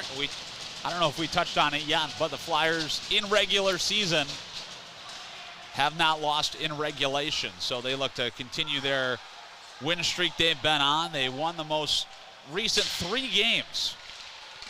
The last 2 in Central Michigan on the road, and then the one before that here at Canlan against Bradley. And the one before that was a loss in overtime. So the Flyers really have found success here early in the season. But they will start period number 3 on the power play. Goot, far side, trying to cross ice pass, finds Ernsting on the near side, dasher board. Ernsting can't quite stick it around Kenny Cavers, and he will backhand it all the way down. Barrick in on the forecheck, collides with Pickens on the far side. And here comes Logan Pickens. Brian Goot will quarterback this power play rush. Here comes the Flyers captain with the push and back entry. Magic man Scotty Ernsting over the blue line is taken down, no call, but he's able to pop right back up and keep going. Ernsting on the far side to Gut down low. Centering pass, couldn't find anyone. That one's sent all the way down, but Zagat comes out to play it, seemingly forgetting that the penalty has expired. Duerkamp sends that one back behind the Flyers net to Alagna on the near side. Barnard sends it back down low. Flyers Selman will try and get it out. Alagna collides with a couple Raiders players. Here comes Werner. One of the goal scorers will stick that one out. Sam Werner on the red line sends it up to Selman. Selman has the puck lifted over his stick by Drobeck. Across the ice back into the Raiders' end is Alagna, and he has a drive, but that one's turned aside by Dietrich. Here's Alagna to Robertson on the near side. Cross ice to Selman. Couldn't handle it, but he's able to slap it all the way down. Selman's pass just out of the reach of everybody, so he's forced to come back on the ice. And with that whistle, Dan Johnson is able to come out of the penalty box, but Zach Mayer will remain for the moment. Mostly because Mayer was assessed that extra minor penalty. So because of that, his penalty his second penalty doesn't start until the completion of the first penalty. But since the substitution for that first penalty was in the box, that sub was able to come out when that penalty expired. It's all very confusing. Here's the Raiders with a shot.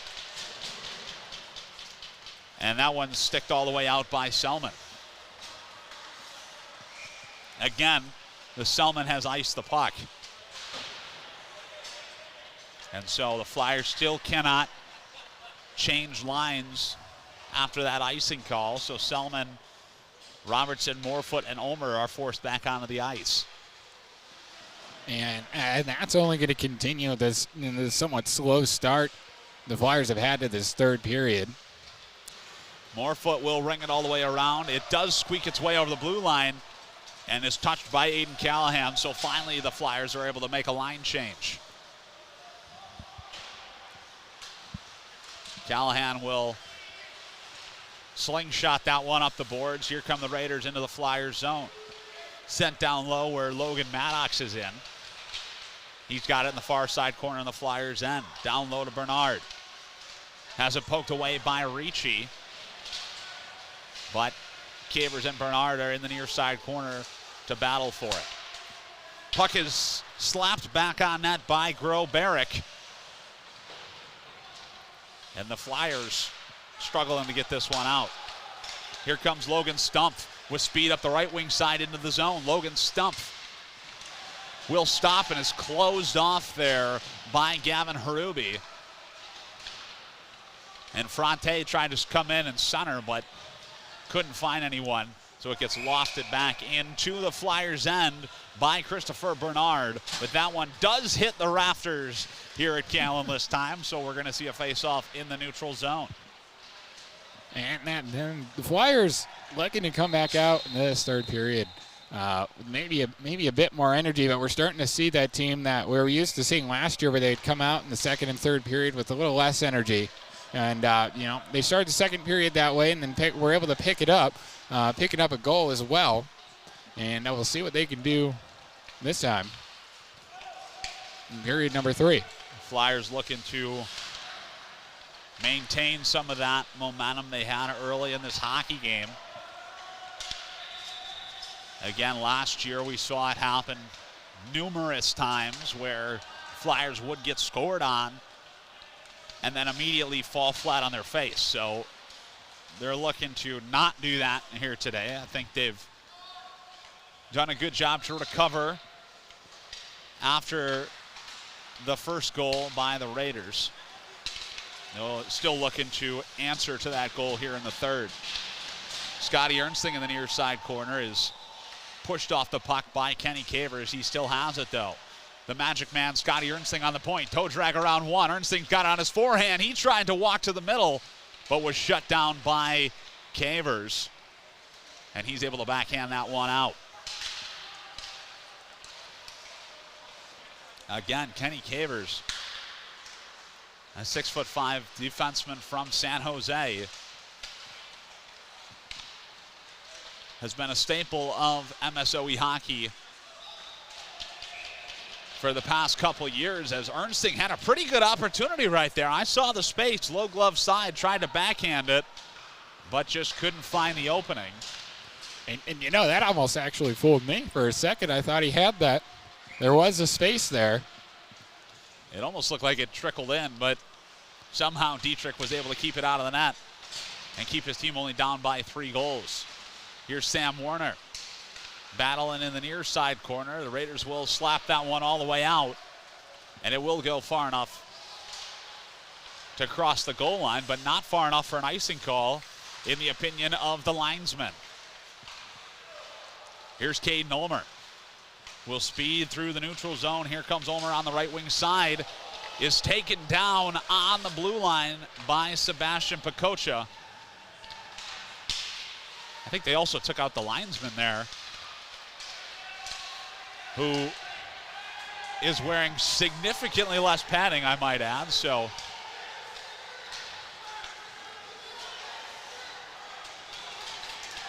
there's some commotion on the Flyers bench, and Alagna doesn't have a stick. But maybe he stole, I think a member of the Raiders team stole Johnson's stick. And puck in front of the net, save, 2-3, buys again. He keeps it out of the net. Jim Swoyer palms up on the bench, demanding an explanation. And Selman gets shoved down to the ice, and that's that disciplined hockey. He might be getting sent to the box here. Yes, he will. Groh-Barrick sent to the box. Assistant coach Dylan Parshall looking for an explanation. I think they're trying to get we have a stick back. I think that was Ben Alagna's stick. Yes. So we have a stolen stick, and then I'd love to know why Groh-Barrick is pushing and shoving. I mean, he earned that penalty that he's serving at this moment. Jim Swoyer fired up on the bench. What is going on? It's absolute mayhem out there right now. I think what the Flyers bench issue is Alagna had the stick stolen out of his hands by a member of the Raiders who had lost his stick. It was laying on the Flyers' blue line. Yeah, on the far side. For a couple minutes, and then whoever it was on the Raiders just took Alagna's stick off the ice. Now, last time I checked, you can't do that. Yeah, that doesn't... So, obviously, the referees didn't feel it warranted a penalty, but the Flyers will come out of all of that commotion with a power play. As you said, Joseph Groh-Barrick laying out Jack Selman on the top of the Flyers' crease. So the Flyers will have another minute 45 of power play time. Here's Alagna. After getting his stick back, will send it back to Ulmer. Here come the Flyers on the power play. Caden Ulmer's taken down. Again, no call. Ricci in on his forehand. To Ulmer. He has a shot. That one's blocked. Jack Selman almost stripped it, but couldn't do so, and the Raiders clear that one all the way down. And the Raiders getting away with a couple things here now. It's a stolen stick and a tripping call that wasn't called. Again, in the opinion of the referee, no penalties warranted a call, as Ernsting has the puck behind the Raiders' net. Ernsting to Alagna's shot is turned aside by Dietrich. Puck is cleared out, hopped over to the stick blade of Alagna. Flyers looking to get back in quick. They've got 41 more seconds of power play time. Stumpf couldn't handle that one over the Raiders' blue line. And so back into his own zone is Josh McDonald. Off the left wing side, McDonald powers through a hit there by Zach Mager. Puck kept in by Caden Ulmer. To Goot. Far side, here's Pickens. Stumpf slap shot right in the glove of Dietrich, who goes and plays the puck. Dietrich behind his own net. Was going for a skate, but they have turned the puck over. Here's Logan Stumpf in on his forehand. Penalty over, 5-on-5. Over with the shot, and that one's blocked out in front of the net by Wayne. Here's Stumpf on the point. He gets the 9-iron out and sends that one into the protective netting. And so finally there's a whistle. And a lot of action here in period number 3. Well, he's getting a little wily out there. Lots of action going on, like you said, Logan. Both teams really. And the Flyers kicking it up here as well. A lot more offensive time on the ice. Taking more advantage of that time as well. Both teams doing a good job to mitigate scoring chances. Flyers having the majority. Here's Selman into the zone this time. Rebound, saved by Dietrich. Another shot is saved by Cavers, who was standing in the blue paint behind Ben Dietrich, and Kenny Cavers just saved a goal.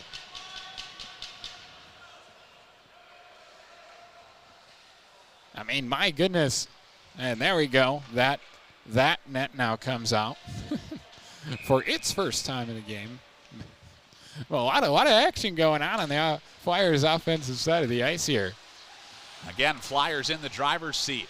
Here's Sam Warner. Backhand opportunity is deflected into the near side corner. Ricci slap shot, blockered aside by Dietrich. Far side corner, here's Caden Ulmer to Selman. Up to the point, here's Braden Ricci. Watch the middle, shoot, hit the crossbar. Braden Ricci from the blue line goes off the inside of the crossbar. Flyers still have the puck.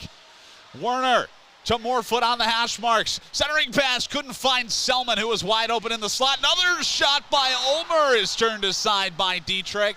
And finally, Kenny Cavers is able to skate that one out of the zone. Here's Cavers. Far side corner is sticked aside by Ricci. Back into the zone. It's sent. Morefoot, 9:55 left to go in the third period. Bernard stripped it from McDonald. He's into the Flyer zone. Christopher Bernard, toe drag is sat down by Ben Alagna, and he goes crashing into the net behind Sam Zagat, and that will cause a stoppage of play. 9:41 left to go now in the third period. Flyers really looking to make the most of all of this offensive time that they've been earning as a team here. And I mean, they're giving me a workout. I'm jumping up and down over here. A lot of excitement from this Flyers offense today. This whole team, really. A lot of exciting hockey being played at Canlan today. Second game of this series tomorrow, unfortunately, will not be here. Unfortunately for us, anyway. It will be up in Milwaukee at the Kern Ice Center. The Flyers turn it over. Peter turned it to Christopher Bernard. He's got it near side corner. Bernard to the point. Here's Callahan. Back down low, Bernard. To Logan Maddox. The captain will shoot, and that one's blockered aside by Zagat to an ovation from the bench. Puck sat in the slot, and Maddox was there, but the referee lost sight of it and blew his whistle. Or maybe the net came off its moorings, one of the two. Yeah. Either way, we're going to see a face-off in the Flyers' end. 9:05 left to go in the third period. Flyers still up 4-1. Sam Zagat coming up big on that last play there. All over the puck, not going into that net. Not that time. Tie up on the face-off results in a shot by Charlie Hudemeyer. But Zagat was ready, and so we'll try again, same spot. The Flyers are able to change, though, after that stoppage of play, so they will get some fresh troops on the ice again. Top line back on the ice for the Flyers.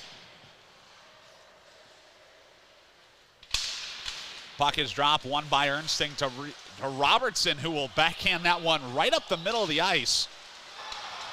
And Flyers captain Brian Goot working hard in the neutral zone, now on the forecheck on Drobek. Flyers forced a turnover. Ricci with the shot is gloved down by Dietrich, and he will hold on. Absolutely ripped from the point. And Flyers able to turn and burn on that face-off. And we'll see what they can do here from a face-off in the Raiders' defensive end of the ice. Face-off won by MSOE through the neutral zone. They go. Far side corner is Wayne. Puck could not be kept in on the point there by Mayer.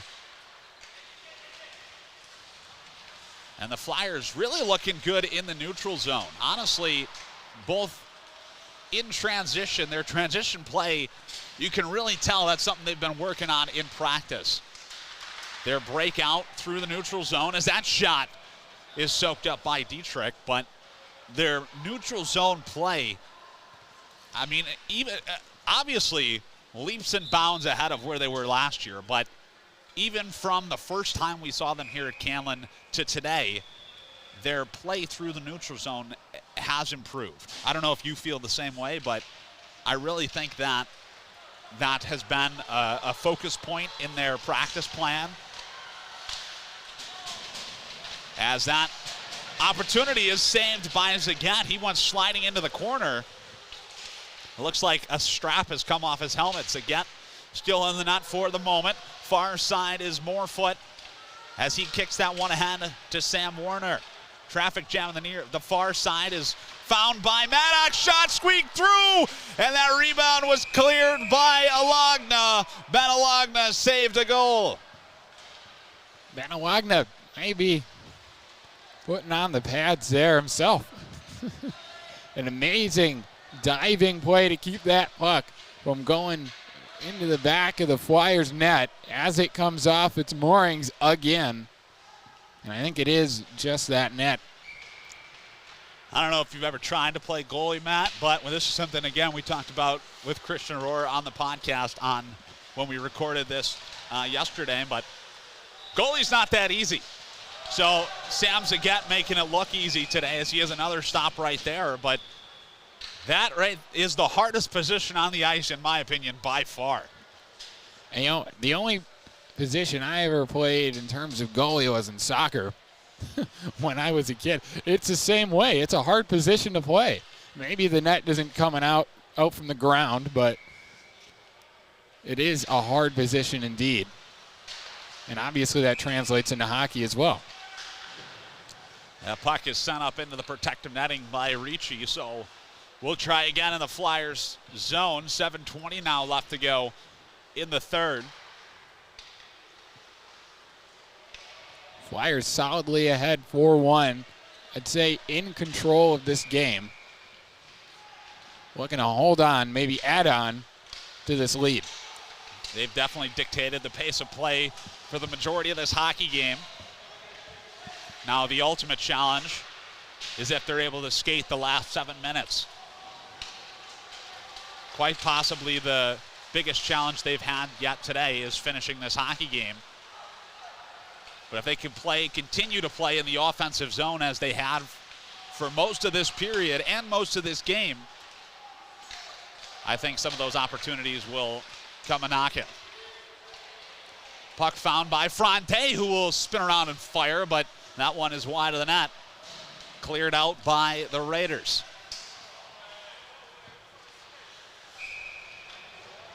And it will go far enough for an icing call. Dangerous situation now for the Raiders as a very tired Joseph Groh-Barrick will have to jump back onto the ice.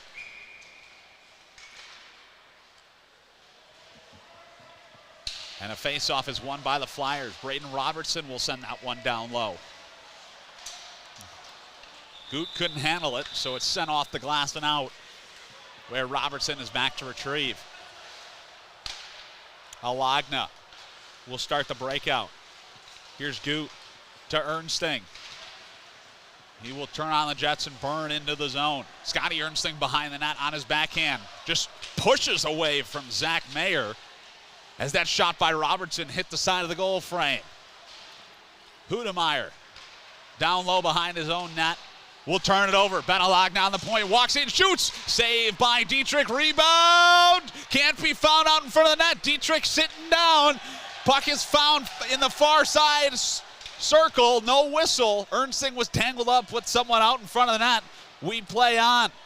Scotty Ernsting again battles through a couple body checks in the far side corner, and the Flyers captain Goot throwing the body around as well.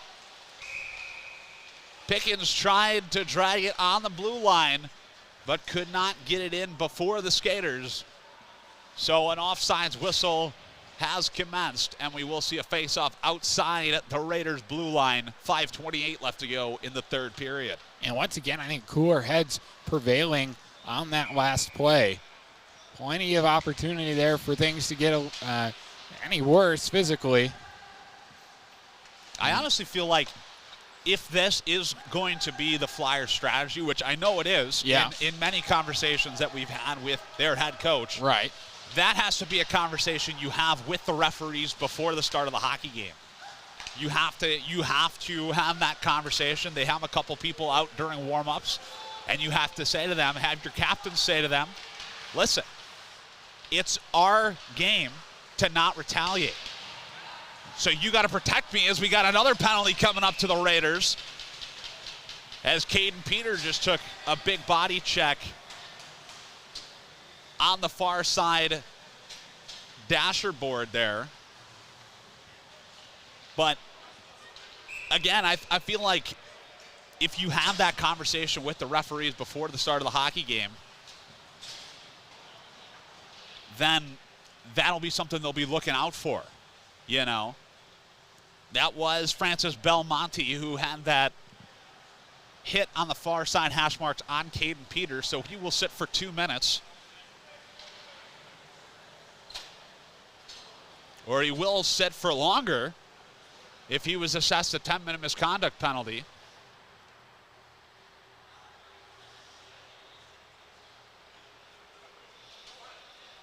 Now again, some more confusion, but it looks like Francis Belmonte will get the warm showers today, as he's been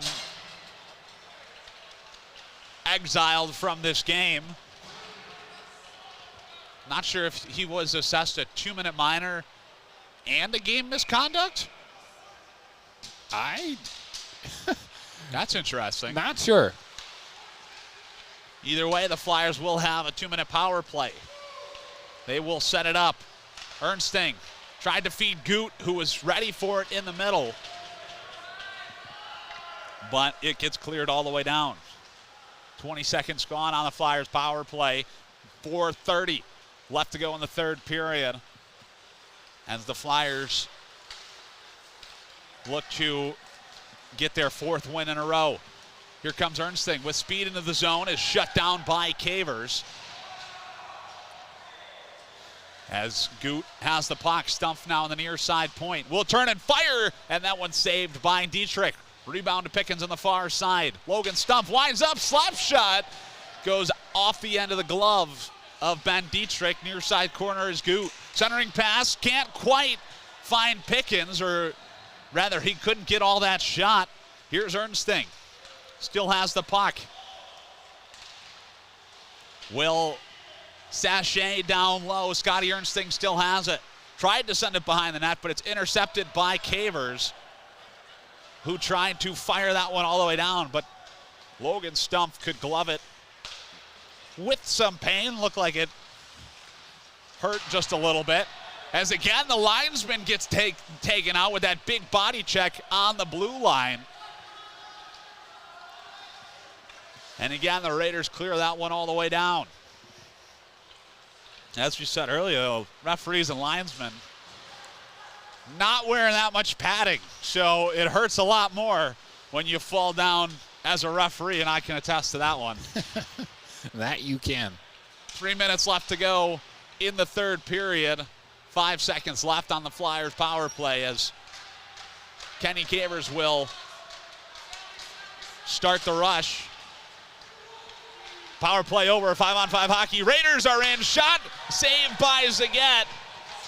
And Joseph Groberek was there to capture the rebound. Groberek gets his second goal of the day. And the Raiders are now down by 2. And that there was a breakdown in Lewis's defensive play, letting the Raiders come in close. on that offensive chance there. Just kind of let him walk right in. Got to be careful here. There's still a lot of time left. 2 minutes, 38 seconds left to go in the third period. Flyers have yet to respond after a goal has been scored on the other side of the ice. So they'll be looking to hold the Raiders at bay for the final 2 minutes, 20 seconds of this hockey game. We'll keep an eye on Ben Dietrich to our right-hand side, as he'll be looking to come off the ice. Not sure how aggressive the Raiders will be in pulling him. But again, we'll keep an eye to our right-hand side, as Omer will send that one behind his own net. Couldn't be found on the point. Here's Harubi. He tried a shot. Off comes Dietrich. Extra attacker for the Raiders. Flyers force a turnover. Here's Selman. He sends it off the boards. Jack Selman from his own zone. Jack Selman playing the angle. Will pot that one home to take his team back ahead by 3 goals. Somebody paid attention in geometry class in high school for sure. Not sure that was his intention, but hey, you get a goal out of it. Why not? Selman had 1 goal last weekend against Central Michigan, so obviously feeling good the past couple weeks is the Flyers senior. And he'll go into the locker room saying, yeah, guys, I meant to do that. That was all me. I'm sure he will. But you know what? No one will know the difference. No one will know. They don't ask how, they just ask how many, right? That's someone said that once, I think. I don't know. Oh, I'm sure. Great Eddie Olczyk. As the Flyers will look to close out this win. Minute 46 left to go. Centering pass by Ernsting is sticked aside by Dietrich. We got a penalty coming up to Brian Goot, who maybe led with the elbow there. Contact to the head has been called, which kind of have to agree with that one, to be completely honest with you, Matt. Yeah. But what this does do for the Raiders, maybe opens the door for a comeback. I mean, a minute 39, a lot of time left. We'll see if the Raiders decide to pull Dietrich again. 2 minutes of power play time up on the board. Brian Goot will sit for the rest of this game. Minute 39 left to go in the third period. Face-off won by the Raiders. Here's Kenny Cavers. Far side, here are the Raiders. Centering pass, and that one squeaked through. That was the Raiders captain, Logan Maddox. And the Raiders are now down by 2. That one, correct me if I'm wrong, I think that one might have been deflected in. Looks like there were some confused faces out there as to how that one actually ended up in the back of the net. Sam Ziget wasn't quite sure himself. Brian Gutt, I know he's frustrated coming out of that penalty box with that untimely penalty late in this hockey game. He better hope his team can hold on. Minute 17 left to go in regulation. Here comes Logan Maddox. Sends Christopher Bernard again.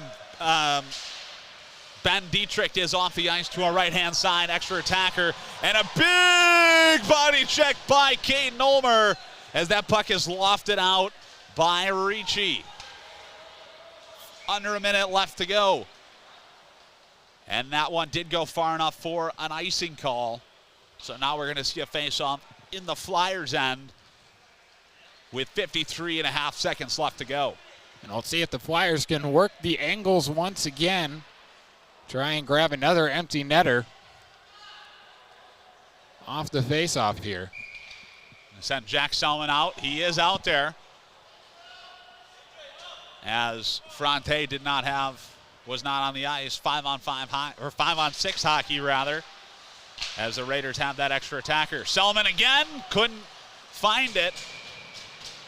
And that one is gloved down by Zagat.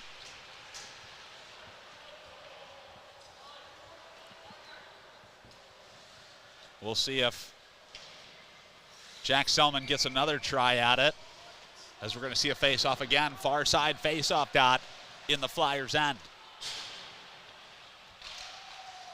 Won by the Flyers. Logan Stump, far side corner, sends it around to Morefoot. On the near side, Morefoot has to stop it. Pressured by Hudemeyer, kept in by Cavers. Shot from the slot is saved by Zagat again. And he will hold on for a whistle.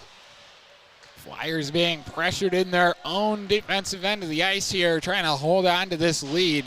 There is a wide open net at the other end, maybe trying to focus too much on capitalizing on that. Get it down the ice. 30 seconds left to go. The clock ticks down. Puck sat in the slot. Here are the Raiders. He tries a shot. That was Groh-Barrick, and Zagat had the answer.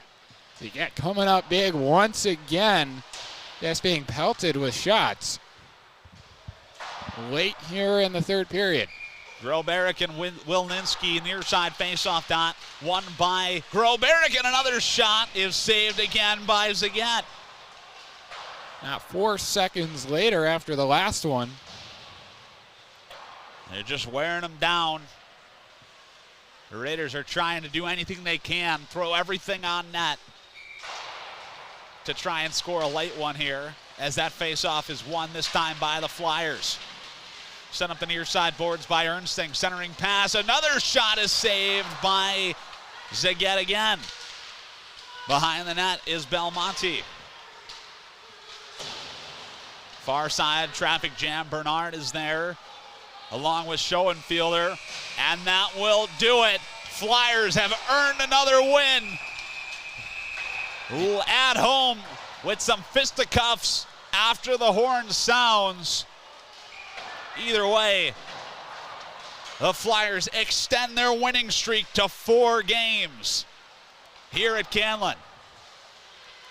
These guys coming out here and showing exactly what they are made of. This team, you know, I said it a lot, you know, in the preseason, and I said it a couple times last year. A lot of potential on this team. Jim Sawyer's come in, taking this team, turned them right around the other direction. 4 games in a row, as you said, Logan. That is big. That means something for this team. To these guys, they put in a lot of work, and it's paying off. The Flyers almost look like a completely new team this season. We've seen improvements already. Obviously, the systems that head coach Jim Sawyer has instituted are working. The Flyers will be back in action tomorrow afternoon in Milwaukee at MSOE at the Kern Center in Milwaukee, Wisconsin. That game will be a 3 o'clock start time. Unfortunately, we will not be there, but I'm sure it will be a good one. So again, thank you everyone for tuning in. For Matt Carlson, my dad Mike Cap, and Quinn, we'll catch you all on the next one.